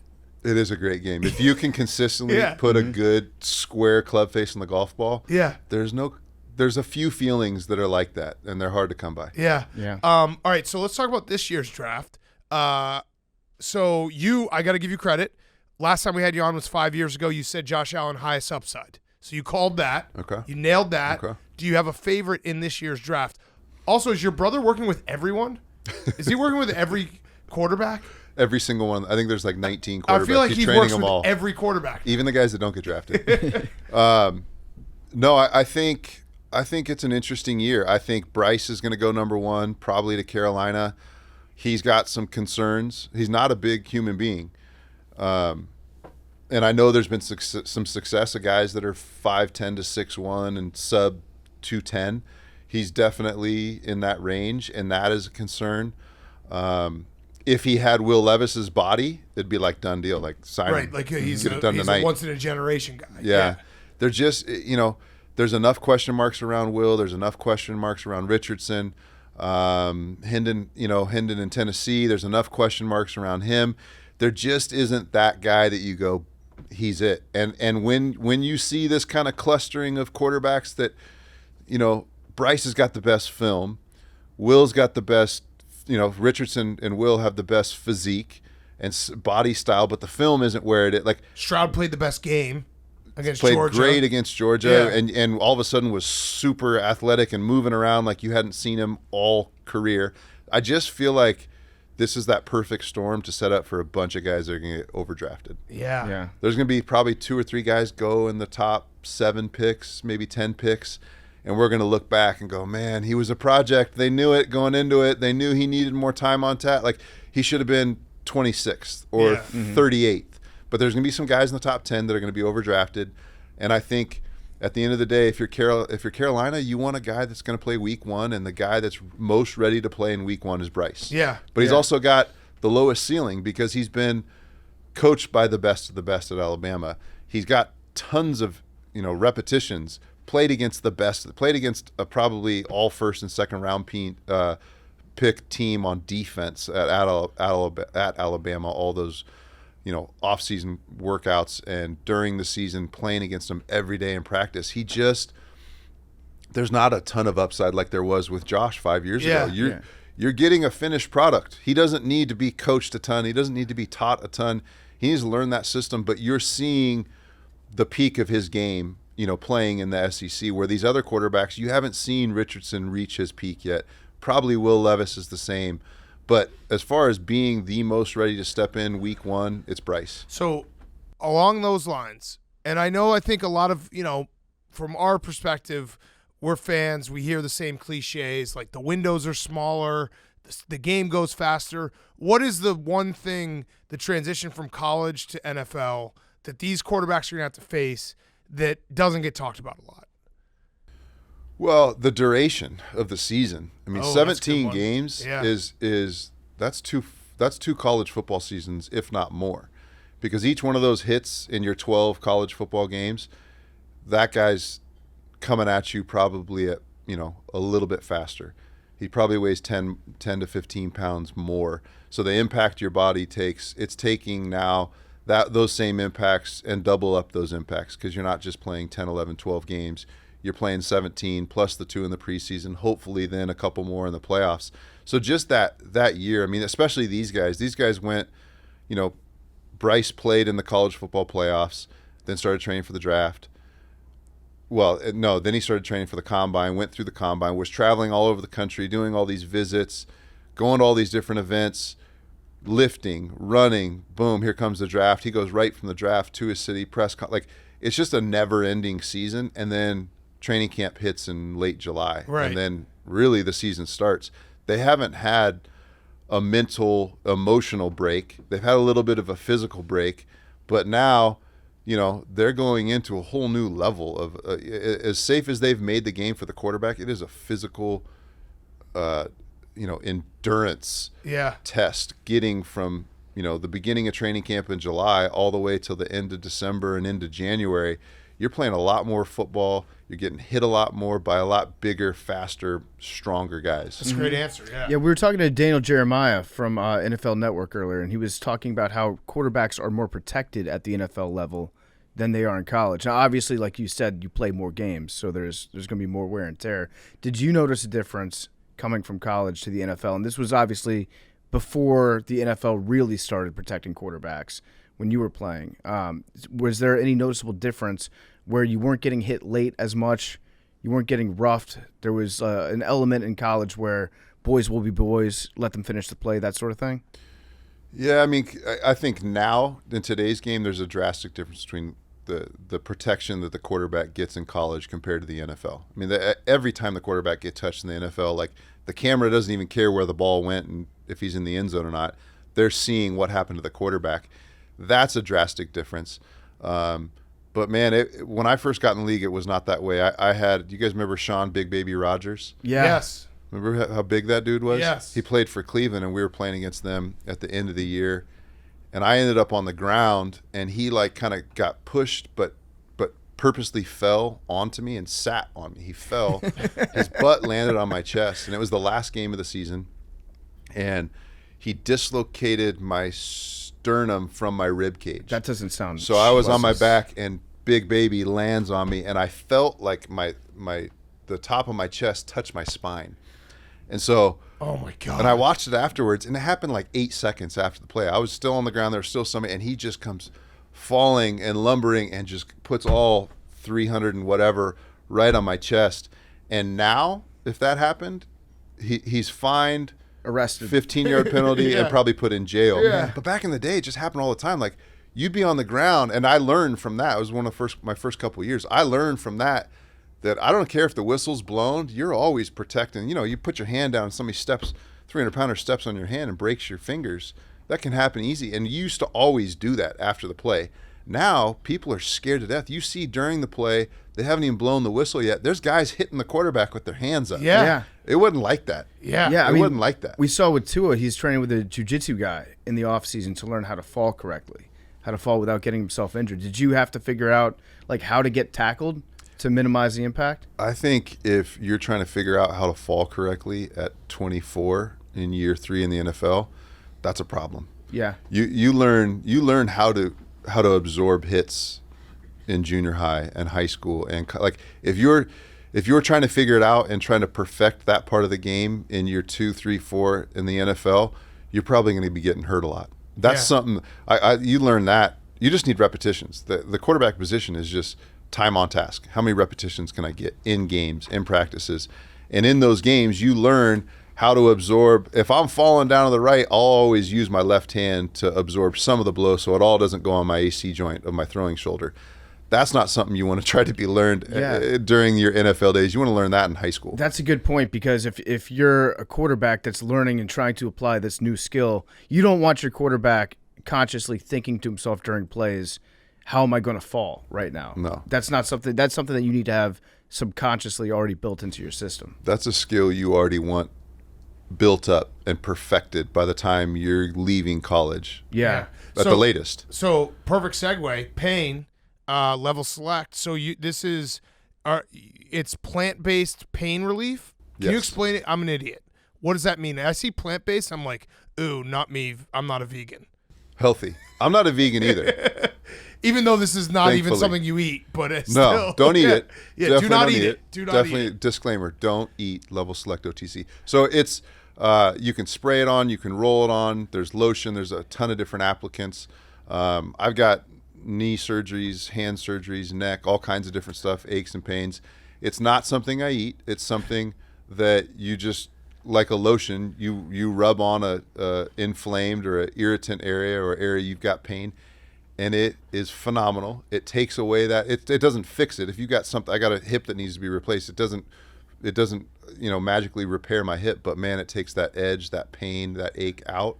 And then 4, 5, 6 hours later, before I go to bed, I put it back on the hip. Before I go to bed, I sleep phenomenally through the night. But it's just something I'm using on a daily basis. A lot of my teammates that I played with, guys that have, old injuries, old surgeries, is something we're all using. It works phenomenally. If you go to levelselect.com right now, coupon code Carson20, you get 20% off the entire site. You can also find it at CVS. You can find it on Amazon. So really excited about this product. I love it. I'm going to try it out because I have pains from blogging. Same as being in the NFL. Is there any moments where the pain is bad and you're like, I kind of wish I didn't do that? Never. Okay. Not a Good. once. Good answer. Not a once. Yeah. No, I mean that's a big topic. But when you're scraping by and don't have a job and don't have a career, and all of a sudden there's this opportunity to have a career and play in the National Football League, you know what's coming. Yeah. You know there may be some dingers that happen and some some moments where you see stars. There may be some knee surgeries you have to go through. There may be some times when you're 60, 70, 80 that old football injury creep up. I mean, I feel like if guys are playing this game at the collegiate level and the NFL level, that's a possibility. You know that's probably on the horizon if you play for long enough. Yeah. I got a question for you about some of the defenses that you've played against. Who is the most fearsome defender that you ever had to game plan for? It's not one guy. It's two guys. It's Troy Polamalu and Ed Reed. Yep. And they both played the same position, but you had to prepare for them totally differently, because one, Troy was a in-box defender, meaning he was down by the line of scrimmage. He could blitz. He could cover a running back one-on-one. He could cover a tight end one-on-one. He very rarely was in open space reading your eyes or reading the play unfold like Ed was. Ed sat in center field. Anytime you could get Ed one-on-one, which rarely happened, that was a good situation to be on offense. He was not a cover corner guy. He sat in the middle of the field better than anybody I ever played against or anybody I saw, and just let the play unfold and took chances and would beeline to the curl or beeline to the flat and make play on the ball. Where Troy was down there, you didn't know if Troy was blitzing. You didn't know if he was going to cover. You didn't know if he was going to do that thing where he would take a couple steps back, like he was dropping into coverage. Yep. And he could get to 4.2 speed in 3 steps. So he could be 5 yards away from the line of scrimmage, and within 2 seconds, he's in your lap. And he just had that ability. But, for two players that played the same position, they played them so differently. And, I mean, Troy, from the run game, we had weeks where we were playing the Steelers. If Troy was on the right and the play was called to the right, I had to, at the line of scrimmage, to change it to the left, which you don't rarely have a guy that takes over the run game and then you're letting the defense know by the third quarter, hey, they're just running it away from Troy. Right. We know they're going to do that, and they're going to keep doing it because that's the best situation for them to be in. Yeah. Where Ed, you never thought about in the run game, but man, every play in the pass game, I knew where he was, and I would get the ball, whether I was under center or in shotgun, and in my head, every play, I was like, okay, I got to set Ed Reed up. I got to set Ed up. I got to look right, quick, come back to my left real quick, and then come back to the right. And then the next time I do that, if we are running a similar play, I got to do the exact opposite because he's going to be breaking all of it down. I mean, he was unbelievable. He was brilliant. Another guy that could close fast. I mean, he could be in a full back pedal, and in 2 seconds, he was running full speed forwards. I mean, just incredibly explosive. Those are two great answers. I was hoping that you would also say Sean Taylor in there, because there's one play in particular I remember that Sean picked you off, and he came out of nowhere, and the camera zoomed in on your face right afterwards. Yeah. And you go like, that motherfucker. It was a perfect moment because he came out of nowhere. But yeah, I don't think that you'll find anybody arguing against Ed Reed and Troy. Troy, was he your roommate in college? Troy was a roommate, yeah. That's fucked up that you had to play against him in the NFL, and you're like, come on, man. Like, you still owe me $50 in Madden. Yeah. Yeah, no, I had to play against him every day in practice, and he was a problem in practice.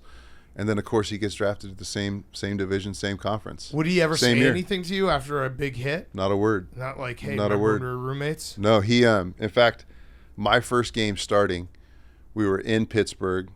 It was a 2-minute drill at the end of a game, and he would come in, they would take him out of playing deep half safety in 2 minutes, just because it's like, why put Troy back there? Let's get him somewhere closer to the football. And they'd put him at a linebacker position where he could drop on receivers that are running shallow crosses like they do in 2-minute situations. Or a lot of guys are checking the ball down to running backs, and he would blow them up and not let the running backs get out of bounds.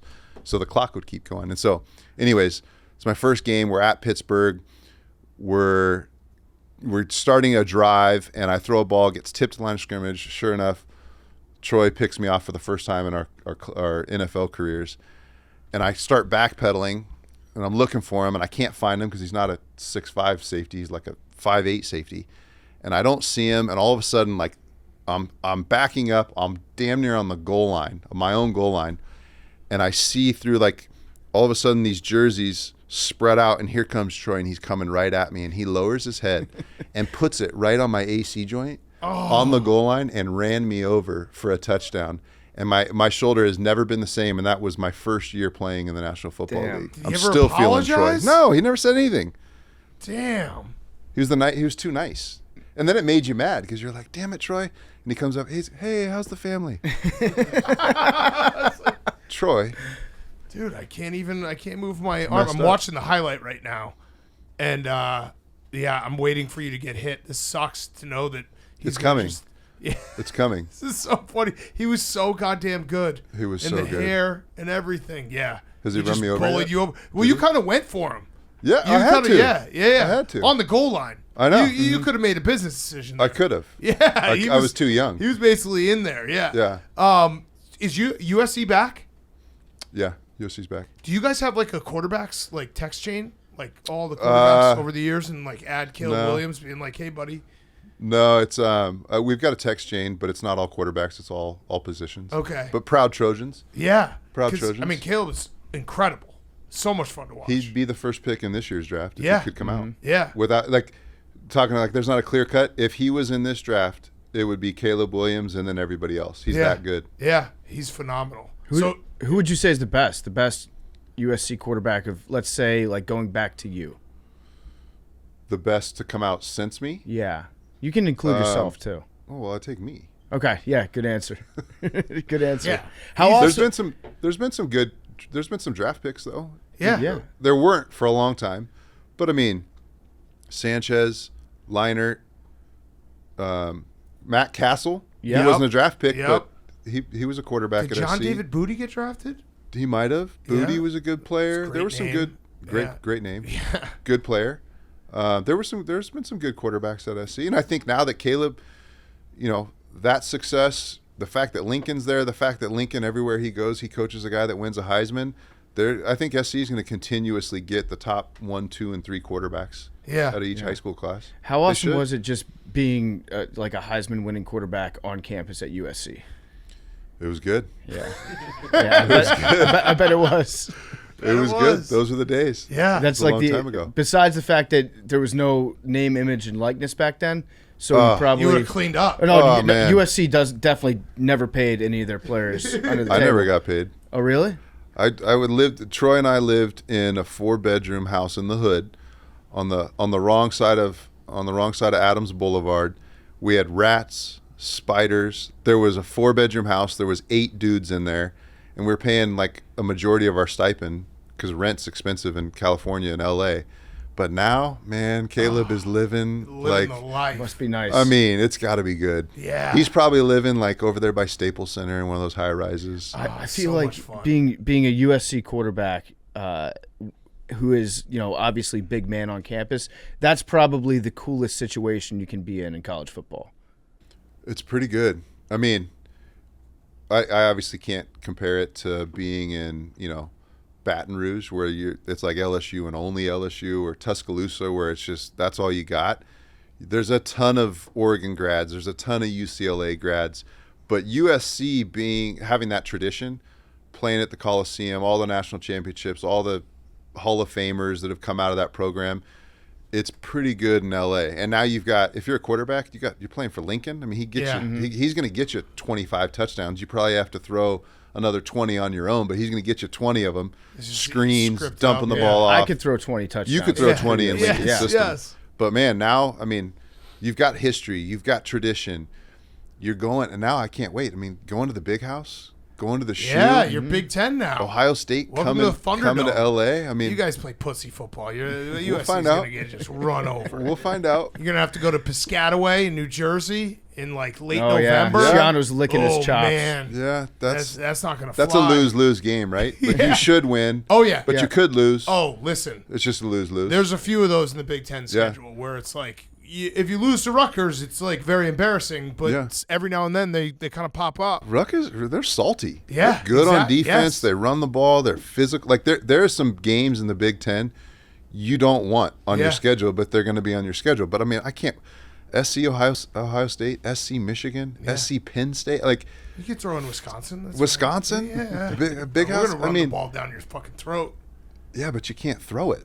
Actually, we have Drake May's old offensive coordinator now, Phil Longo. That's a good You spin sound zone. like a media guy, right? Yeah, there Yeah, with that. so we have a coach Listen, we're that gonna coached run another offense. good guy. We're gonna run some pretty crazy offense. You that you just runs wait. the football every play. Well, and then every now and then when you're not thinking, pass. All right, so you're going to run the ball. So Wisconsin, you're going to run the ball for 260 yards and score 17 points. No. Caleb Williams is going to throw the ball. Okay, and one pass for 17 yards. Caleb passes. Williams is going to throw for 480 and 6 touchdowns. And no, he's going to throw for 1 touchdown and 5 interceptions in the red zone. Okay. It's going to be great. There will be a game where Iowa beats USC like 7-3. Yeah. There's going to be some ugly Big Ten football. Yeah. Wet, soggy field. Yep. 33 degrees, like just cold enough where the ball's wet. Everybody's tired. It's just one of those sloppy Big Ten football. There's going to be some of those. Do you ever I have a couple last questions. So your brother Jordan, who's been on this show as well, he is coaching a bunch of these quarterbacks. And he's made a really good career for himself. I see him all the time, like in media and everything. But are you ever like, hey man, I was so much better than you. This is crazy. Though, do you check him? I would check him, being like, you coach these quarterbacks, but if I wanted to, I could coach them better. Well, I don't want to, and I can't. That's a misnomer. Just because you played doesn't mean you can coach it and make it relatable to the next player. But you could do it better than your brother. No.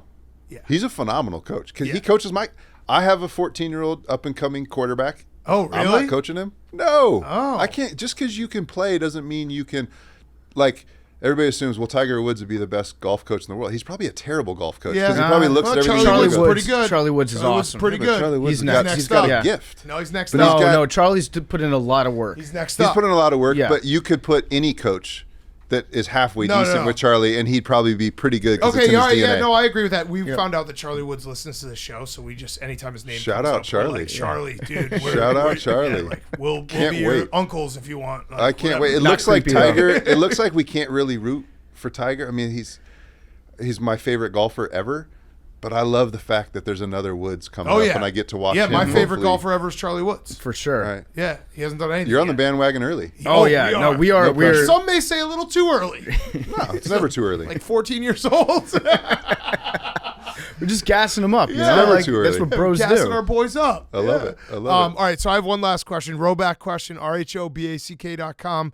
Use code TAKE, 20% off Q-Zips, polos, and shorts. Shorts for the summer, Rhoback.com. Started in Cincinnati, Rhoback.com. Use code TAKE for 20% off your first purchase. Okay, so before we started, we were just catching up, and you told us that you live in Idaho now, and I was like, that's the dream. I mean, you really are living the dream. You live like, I would assume you obviously live in a town of people, but is it just the best to be away from all the noise in the world and just all the shit that's going on right now? It's a safe haven. Yeah. I mean, with all the stuff that's happening in big cities and politically, everything that's happening elsewhere, you don't feel it in a smaller town, and I'm up in the mountains in the middle of nowhere, and people mind their own business. People, like, I had a lady come up to me like, oh, you played football, and this is like in April, and she's like, when's your next game? It's April, and I retired 4 years ago. Yeah. She's like, oh, that's so fun, football. You know, people don't That's great. live and breathe and diet. You know, it's, you know, I when I first moved there, I didn't have DirecTV installed yet, and I was asking somebody, I'm like, you know, Saturday I want to go watch college football. Like, what bars have TVs? Like, there's no sports bars here. Mm-hmm. People are fishing, they're hunting, they're skiing, they're out camping. People don't go to the bar and watch games. Yeah. Which is really cool. That is if cool. If you're a former pro athlete and you're looking to like raise your kids around some normalcy and not sign autographs and take pictures at dinner. Yeah. It's been really great for our family, and I don't like people in general, so I like being out in the middle of nowhere and having my own space. That's awesome. I think that we all like aspire to be like, yeah. Yeah, but Come on out there. also at the end of the day, if I found out they didn't have college football or, Yeah, that or part. NFL football, I figured that part out. You Okay. can come up Okay. and watch the All right, game. you I can got watch that. every I game? got a great place to watch games. That Yeah. is like I have like anxiety when my wife's like, oh, we should go to like Japan. I'm like, but they don't have sports. Yeah, yeah. How am I going to watch the sports for that week of vacation? Yeah. So, yeah, as long as you promise you have football. I've got college, pro. Yeah, I've got it all. Love it. XFL? You could probably find that. Okay. Yeah. Good. My last question. Can you just tell us a cool Bruce Arians story? Because he's the man, and I'm sure that he put the full court press on you to recruit you, or sat down, had a couple cocktails with you. Oh yeah. Just like any experience you've had with Bruce that stands out. You know what my biggest regret with Bruce is and all of the times I spent, the hours and hours I spent in the film room watching film when it was him in the back of the room with the clicker, and then all of the offensive skill position players, and I was sitting there with my notebook. I wish I would have kept a separate notebook to just write down the names he called people. Yeah. I mean, he'd be mother effing a dude and call him some string of foul language that you'd never heard of before in that, the chronologic, like the way he would say it. And some guy is getting threatened to be cut, and I just couldn't hold. I would just start laughing, and then a couple other people would feel comfortable to laugh because he would like call you a chicken fucker or just something, and he wasn't trying to be funny. He was so mad that you lined up in the incorrect spot, and he was going to take advantage of letting you know in front of your peers, and he just couldn't. He would string together a new name to call somebody, and I wish I would have. Yeah. Because I would have this database of all these awesome names that I just thought, I'll never forget that one, so I wouldn't write it down. But I wish I would have sat down there and wrote down all those names. And his players seem to love him for the most part. I'm sure there are some players that don't like him that end up on the cutting side of things. Yeah. But how does he develop that relationship where he's like calling you motherfucker and screaming at you and like pointing out your mistakes in front of the team, but then you're like, that's Bruce. I love that guy. Yeah, it's not for everybody for sure. You either can take it or you can't. I mean, at the end of the day, it's, your ego's too big where it just frustrates you and you storm out of the room or have a conversation with him that probably gets you cut. But at the end of the day, even if you're being called, something, a name that makes you feel lower than low, even if he's embarrassing you in front of the media or in front of your teammates, at the end of the day, if the guy's right and you're incorrect, it kind of just is okay. Because he wouldn't do it unless you screwed up. He wouldn't do it just because he felt like taking a shot at somebody. He would do it when you lined up 2 yards outside the numbers and you were supposed to be 3 yards inside the numbers. Or you went in short motion at half speed and you were supposed to go in short motion at full speed.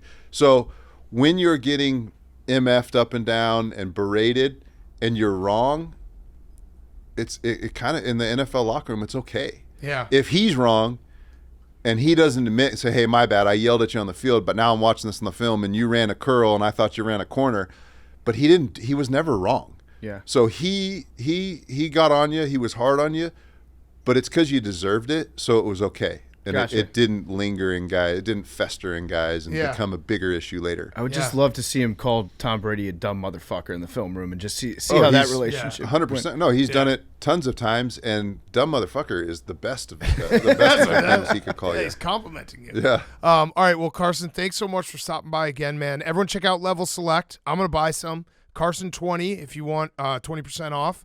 And we appreciate it as always, man. Great to be here. Thanks for having me, fellas. Carson Palmer was brought to you by Pardon My Cheesesteak. Are you tired of sad, limp, and flavorless cheesesteaks? Do you crave something that will make your taste buds dance with joy and happiness? Well, look no further, my friend, because Pardon My Cheesesteak is here to save the day. Our cheesesteaks are made with the finest ingredients, cooked to perfection, loaded with flavor, and don't even get us started on the loaded fries. They're the stuff of legends. The loaded fries, they actually travel really, really well for French fries, which is tough to find. Our fries are amazing. Sometimes I secret shop our cheesesteaks. I ordered a Pardon My Cheesesteak to the office from our local Pardon My Cheesesteak purveyor. It arrived. It was a wonderful cheesesteak. It was delicious. It was awesome. I loved it. Made me happy to put my name behind it, but don't just take our word for it. Our satisfied customers rave about our delicious menu items. One customer said, I've never tasted anything like this in my life. Another customer said, these cheesesteaks are the real deal. And someone even said, I want to marry these loaded fries. I would fuck our fries, just being honest. Anybody else in this room? Max says, yeah, Max would fuck the fries. Billy, would you fuck our fries? I mean, the cheese is good lube. That's very true. That's very true. Somebody's going to try that. Oh, you know what? If you fuck our fries, I'll buy your next order for you. There we go. You have to send proof to Billy that you had. Email Billy with a video of you having sex with our fries, and then I will give you a refund form so you can order an entirely new order for French fries. Unsolicited pornography is a crime. That's true, but I solicited it for you. I unsolicited it. Okay, Billy is unsolicited, but Send it to PFT. It's a gray area legally. Order now at pardonmycheesesteak.com. Also available on UberEats, Grubhub, and DoorDash. Okay, Firefest of the week. Hank, A couple Firefests. will this change if the Celtics lost? Yes, Okay, but they didn't. they didn't. Okay. Easy win. Easy win. Oh, buddy. He's really putting himself out there. Oh, buddy. Hank. I like the confidence. Speaking of failures, though, our we talked about on the show, but our pickup basketball league came to an end last night. No. We failed. It wasn't a failure. It was a like it failure. was. It wasn't a failure. I did have my highest scoring performance. I played my best game, so that felt good. Finally cracked double digits, 3 threes. 11 points. No, I think I had 15. Oh, shit. I was doing it Nice. all. But we lost by 4. We were playing a team with a Spanish-speaking mom who was doing the scoreboard, just screaming at the team the whole time, like a helicopter mom, just going nuts. I love it. She was also doing the scoreboard, and usually, Oh, was she cheating? I don't know. She was adding It was points? a little weird. Yeah, if there was game film to review, I think there was a couple points here and there that Mike missed, but that's all right. All of a sudden, the game got stopped and then mysteriously restarted, and they had 12 more points. Yeah. It's election night all over again. So that was a failure. And then my Apple Watch is broken, so it's just. Yesterday it said I had 5,000 steps or 5,000. I burned 5,000 calories. I was like, damn, I went hard. Like I'm really, really killing it. And then I woke up today, and it said I already burned 3,000 calories. So I think it's just running. I don't know what's going on, but it's broken. So it just gave me a false sense of confidence and like feeling good. That's smart, I was like, oh, I crushed it today. Were you wearing it during the game? No, Oh. and it just has been burning calories for me in my sleep and just the entire day. Hank, which hand do you wear your watch on? My right hand. On your right. Interesting. Is there anything that you could do with your right hand that might inflate the number of steps that you were maybe taking? There is, Yeah. but I don't wear it when I sleep or yeah. You take your Apple Watch off to jerk off? No. Okay, well, then mystery solved. Yeah, maybe Wow, that's Hank, it. you're But you're really active today. yeah, I thought it just was. I was like, damn, I crushed it yesterday. Then I woke up today. I was like 3,000 calories burned already. I was like, oh, it's broken. I'm sorry. Perfect. All right. PFT. My Firefest is that I've been using. So I moved my mom into her new place over the course of the last week, and so I've been zooming in this week, and we've been recording Pardon My Take, parts of it remotely, which I'm sure you guys have noticed if you've been watching the YouTube. And the Wi-Fi upload speed has been pretty slow. I've been having to keep my computer on for about 5 minutes after we're done recording to make sure that it all gets uploaded in time, because she doesn't have Wi-Fi yet. We're trying to get that set up. So I've been using free Wi-Fi for the past several days, and I've been using this Wi-Fi from one of her new neighbors in her senior living facility. Pirating. I've been pirating Wi-Fi from an elderly person. I've been stealing Wi-Fi from an old person, basically, for the last week, and it's been slow, but it's been getting the job done. And I mentioned that to the guys after we were done recording last time, and I start to feel very guilty about it because I realized that I was. It's literally stealing candy We from a also baby. were like, all of us were like, damn, you should have said that on the show. Yeah. So I'm saying it on the show now. So I don't have my own Wi-Fi yet, but I'm working on getting Wi-Fi set up at her place so that when I am down there, I can record the show and everything will be smooth. But in the meantime, I'm sorry to whoever lives on the 6th floor in an adjoining room. You're probably not using your Wi-Fi. Yeah, that you're a much Wi-Fi anyways. pirate. I'm a pirate. I'm a pirate. You're a pirate. I've always wanted to be a Yeah, pirate. you're a pirate. That's pretty cool. You're a bona fide pirate. Sailing the high seas Yes. of the senior living facility. All right, my Firefest is so Mincy. Everyone knows him from Wake Up Mincy, the hit show, who sponsors. We have sponsorship on Wake Up Mincy. He's a paid spokesperson. Yeah, Stella Blue Coffee and Pardon My Cheesesteak. I made a bet with him about a month ago that he can't run a 10K under an hour. And I said that if he does it, I will donate $10,000 to charity. He did it. And what I realize is, Jake, write this down. Don't ever do this again.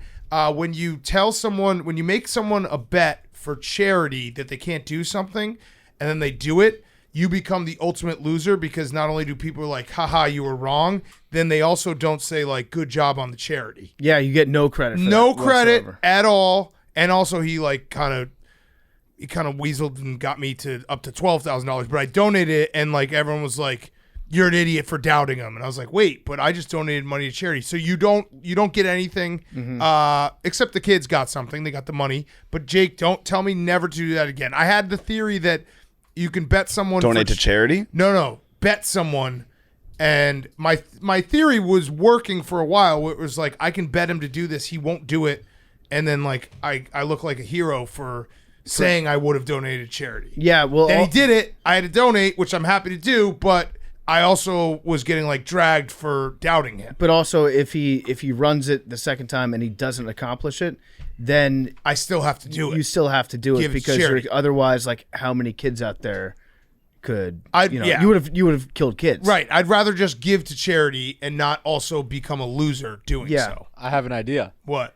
Next time you should say, like, say it was 10K, you should say originally you're going to do 5. You know what? I'll double it. I'll give 10. So you look like a good guy for doubling what you originally said you were going to do. Yes. That could Matching work. my match. Yeah. That's yeah. smart. Yeah, that is smart. Or you can say, here's 5K, and if you do it, I'll do the other 5K. But then that gets in the same spot where people are like, And then you hope that he doesn't do it, so you're like, here's the $5,000. yeah. I ended up being a loser. Yeah. I was a loser. It was I was a getting failure. dragged A online, failure. and I should have been applauded, and Good for you should for have- donating. Thank you, Billy. Good for you. Should have been a parade in the streets. Mm-hmm. Not that I'm looking for one. I donated anonymously, so no one knows who donated. Yeah, I did the same. I actually told in my description when he first ran it, I gave him $5,000 and I wrote my name down as anonymous. But then you have to get the email on there. Right. So I put the email in, and then Mincy texted me. He was like, "Thank you so much." I was like, "Very cool. Just make sure that you don't tell anybody that it was me that did it." Mincy takes a screenshot. All of a sudden, Tweeted the whole thing out? The world knows, and then I'm embarrassed because I gave $5,000 and you hadn't given anything. Yeah, yet. I know. Giving to charity rocks. It feels great when you give to charity. So I got that feeling of feeling great giving to charity, like Rob, because Yeah. everyone's like, you're a loser. Yep. I actually, as a matter of fact, I can't believe I just said out loud that I gave did. $5,000. We'll cut Can that you part. delete Yeah. that part where I admitted to accidentally donating $5,000? We'll cut that. All No right. problem. All right, Billy. So I got home the other night. We were recording late one night. I forget which day. So then I went in, turned my Wait, what? AC on. Weren't we recording late one night last Yeah, week? and you forgot which day. Yeah. Anyway, What does that mean? was it Sunday? Yeah, it was Sunday. I don't know. I don't know your life. I don't know your story. We here. got home late on Sunday, right? And I go to turn on my AC, and then I go to sleep, and then I wake up, and the air smells like sweet. Yeah. And I was like, what the fuck? Like, why does the air smell sweet? And like, I thought, like, am I using new like detergent or something? And then, Oh, we remember the last time that happened. Yeah. yeah, I know. Then I'm like, You look like you got hit by a shovel the shovel was covered we're not in out of the bees. woods. We're not out of the woods. It Yeah. wasn't detergent on that. It And was then, literally a guy with a shovel, bees all over the shovel, and he just kept on whacking you in the yeah, face as once the bees this, once stung this you. picture airs, Yeah. I mean, anyway, And they like just injected a bunch of salt, so you're really puffy too. yeah. So I was smelling the air. I was like, smells like laughing gas. Oh, It's like, what the fuck? Like, the Joker was around your house? No, it's like, is someone trying to like incapacitate me and like kidnap me or some shit? Yeah. of course, And I got Billy. paranoid. A normal thought. I was like, what the fuck? Who's gassing me in my own house? I realized that my AC was leaking Freon. Oh, okay. Yeah. Yeah. So if you have an old AC unit So, all and you right. start smelling sweet air, it could kill you. Okay. So just like, So it wait. actually can't kill you. I think it can just make you sick. So let me get this straight. We're gonna fact check you, that later. You smelled something weird, and your brain immediately went to someone is trying to gas me. Well, it smells like laughing gas. Yeah. You're not paranoid. It's just the whole world's out to get you. No, but when you fire off the takes that Billy fires Yeah, off, dude. it's like that movie Conspiracy Theory with Mel Gibson. Like one of Billy's theories is bound to be correct, and so Billy- Yeah. there's just a list of potential Yeah. suspects that you've angered. Billy's like, the CIA finally found my address. No, he's probably like Jose Canseco hacked into my air conditioning unit. Yeah. Also, Lancaster, PA is a great town to go to college in. There's a lot of young people. and Latinas. Yeah. Like if you're like a young football player, Lancaster, PA would be a great place to play college football. If there's any colleges there, maybe check them out for recruiting. It's definitely a lot of cool places. All What's right. going on right now? I don't know. I got in trouble for another thing. What? Nothing. That was just an open endorsement of Lancaster, Yeah. Pennsylvania. Don't bring it's a your great girlfriend place. there, though. Yeah, don't bring your girlfriend there. She gone. Go find Nadeau, and he'll take you to the place. Yeah. Okay. Well, I don't know. These are my favorite Billy And moments if where there's it's like an offensive- inside joke just with his brain. And if there's offensive lineman coach there, he's really cool. Okay, really, so really cool. what Where, happened? like what school, What- hypothetically? What did you do? Nothing. It's fine. To you can move on. Lancaster. Well, all right, here's what colleges are in Lancaster. Bunch of them. Great. Such as? like story D3 football programs. Like And what did you Franklin do to the and coach? Marshall. Did Nothing. you say he was a pedophile? nope, What'd you do? Nope, nothing. He's a really cool guy. Yeah, Okay. Franklin and Marshall, Elizabethtown. Is that in Lancaster?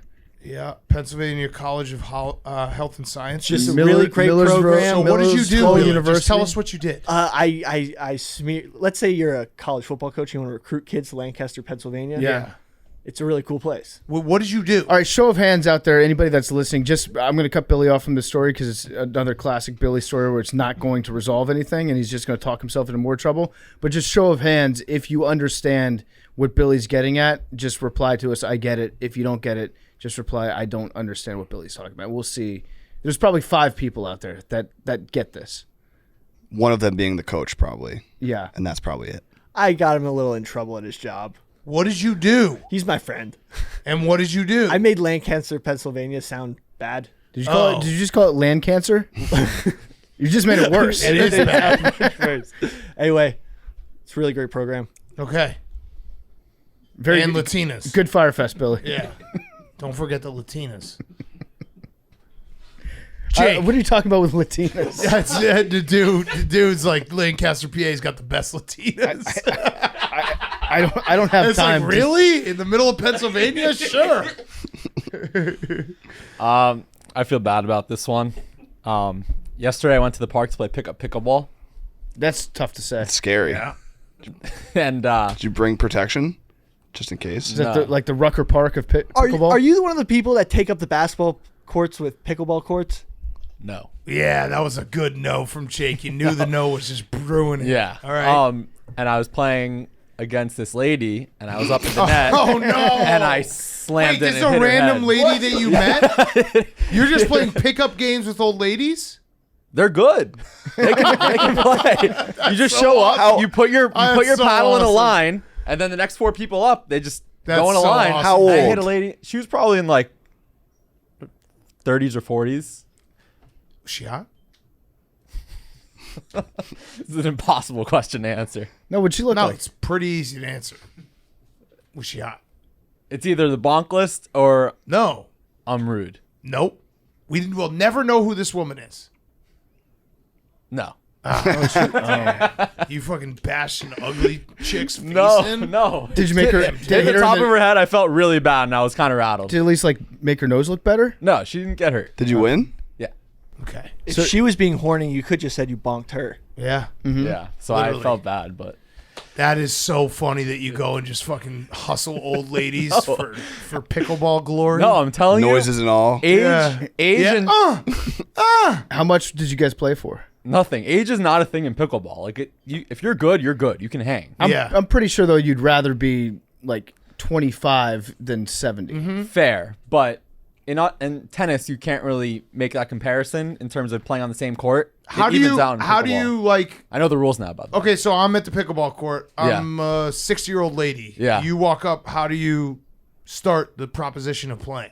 So you put your paddles in a line on the floor, and then the next 4 paddles up are up. Yes. It's literally pickup. Like, you say there's 5, like there's 4 on the ground. Next 4 up. Did you play 1-on-1? No, it's doubles. What? Singles is frowned upon because you hog up the space. Yeah, yeah. I actually have a real bone to pick with these pickleball players because they play pickleball adjacent to basketball courts, or they even Right. try to play on the court. And then what happens is their little fucking pickleball rolls onto the basketball court while people are playing, like, oh, and they don't say anything to anybody, and then dudes roll their ankles on the fucking pickleballs. This sounds like a real problem. Yeah, it is a Yeah. real fucking problem. Huge like, problem. Just because you don't want to pay a membership at some like racquetball club that you like. Pickleball's go, a new like- sport, like, Billy. Sport of the future, Sport and of the it's I future. guess it's just not masculine enough for Billy. Similar to the hot dog. Yeah, thing. that's true. Billy would never eat No, a hot I have dog. a real grip. Like like people a real gripe. A real gripe. I have a real gripe with because the ball rolls on the basketball court and could easily take out someone's ankle. Like, have you ever stepped How many on times a has that baseball? happened? It sounds like it could easily How many happen. times though. that happened? But a basketball can never roll on the pickleball court, and a pickleball player can't roll there. Yeah, Billy, you're sportist. Yeah. No, No, you are. because everyone's hustling. You think towards it's a the pussy sport because no, you're not I good don't at like it. how inconsiderate they are of other people's space. They act like they're better than everybody. What did It's Billy? like- Frisbee golf. Billy sucked at and was Yeah. like, "This isn't a real Well, sport." because he was too strong for it. and I got ticks that way. If you're not good, you're just not a real sport. Which I mean, that's a great spin zone to have. That's actually my barometer. If Jake is good at it, it's not a sport. Yeah. Golf, Dude. I'm not even that good at golf, but I'm decent. Golf is life. It's not a sport. That's fair. He There's also a difference between me and you. Jake is just dominating older women Yeah. at pickleball. I'm telling you, if you play pickleball, you know that age, gender doesn't matter. Next time in you pickleball. dominate an older woman, everyone plays at together. pickleball- Everyone plays together. Okay, but next time you dominate an older woman at pickleball, I need like a selfie recap, being like, I'm just going- took down this woman Sunday 11 mornings in the love. West Village. There's games for advanced players only. I'm gonna go to Oh. those. You're gonna try dip your foot in the Anyone who's advanced good waters? at you just put a fucking star on your back, dude. Yeah, everyone should show up if you're an Yeah, who else AWL. put stars on people? Big cat. Yeah, that's true. Jake. Yeah. Billy's friend. He's not my friend. He's not my friend. I know it's some people take that seriously. Why? Because you just never met him? No. Oh. No. Not a good guy. Terrible guy. Okay. Jake. Any good ideas? I would beat the shit out of Hitler if he was Okay, here. nice. Oh, Okay. we And weren't kill even him. talking about him. Yeah. Wow. Okay. Okay, that's weird. Jake. So let me ask you this: you said that age nor gender matters when you're playing pickleball. Do you think that Leah Thomas should be allowed to compete against other Good question. female Good question. pickleball Good players? question. I'm gonna put you on the spot. Good question. No, we're not gonna go down this angle. Good question. We're not. That's the pronoun that you're gonna use there. Okay. They are not. Well, like us as a No, podcast. they as a yeah, society. us is Okay. They. If we go down this road, this podcast episode would be a failure. All right. What, to just talk about it? I think You don't want to acknowledge it at all? It's not even real? What did you say about Lancaster, PA? Like what? What did you say? I have a friend who's in football, and Okay. he has to recruit kids to Lancaster, PA. And a kid he recruited said, I'm not coming because of Billy football. Billy football. Lancaster, PA is an awesome college town. But you said that it wasn't. I made it sound like it wasn't. Okay. And Okay. it's hard being a young college football coach. Yeah, sounds It like is. you're making it harder. Yeah. Okay. So go to Lancaster, PA. That is our show. We got the boys on Monday, Will Compton and Taylor Luan, and talk all the playoff action. Hank, have you ever gotten this? Nope. You're really salty about what happened. No, I'm happy last for show. you. We were saying before, like the fact that I've gotten it twice in 3 years and you claim that I have the best seat was very funny. why do you gotta switch seats? I had like 4 texts written back to Max home yesterday. I deleted them out of respect. Yeah, he did congratulate Big Cat on the group thread. I was very, it's nice for people to support each other. Also, I'd like to say, hey, AWLs, great job so far on the Max Homa stuff. Yes. Spicy meatball, Mamma Mia, Let's Go Max. These are all great things that we're Yes, saying. and AWLs. I thought you were going to say AWLs. I've been seeing in the comments like a shitload of people are getting the lottery ball. That is true. It's way more it's common. nuts. If you get the lottery ball, don't feel like you got it. It does not count. No, it counts. No, it I Let's show absolutely- of hands. yeah, I'd say it counts. counts. Max says it counts. Jake Jake, says it counts. I wasn't listening. What was the question? Yeah. Okay, that's perfect. Billy's still in Lancaster. Rumspringa Amish girls. Numbers. They all go to 17. Lancaster when they want to party. 18. You're a bad guy. What? I got 17. I'm going to go 99. You want 17? Yeah. Nah. Keep in mind when someone gets 6. it usually goes in runs. Billy and I got it back to back before. We also got it separated within a week. 20. In the fall. So like when someone gets it, we can get hot. I feel good about 6 for Hank. What do you have? That 99? sounded good. Yeah, I took 99. I know I'm gonna kill JJ. myself if 6 hits here because I offered him 17. Should I give him 17? No. It's like deal I or got no s- deal. Do you want to switch cases? Yeah. Do you want it? You want 17? I'll take 17 if you want 99. No, I have 17. Yeah, but but- you have 6. You gonna stick with 6? 18. I got a bad feeling about 6 right now, guys.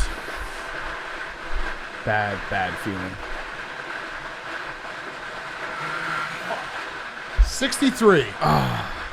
That would have It had a 6 in it. destroyed me. It had a 6. That would have destroyed me. Doesn't count. Hank, you're getting worse. 6 times. You're 6 getting worse. times. The other Yeah, I don't thing- think it's happening before Chicago. No, I mean the other thing is, Hank, I heard 96. Did you hear the boo birds? Did you hear people saying, Hank, have you ever gotten it? What do you mean? Like people say that, right? That's all people say. Right. People started saying to me, Big K, you've only gotten it once. I heard that. I used it as motivation. I went out and got it. I'm happy for you. Thrilled. Love you guys. Giraffes have 7 vertebrae in their necks, the same as humans.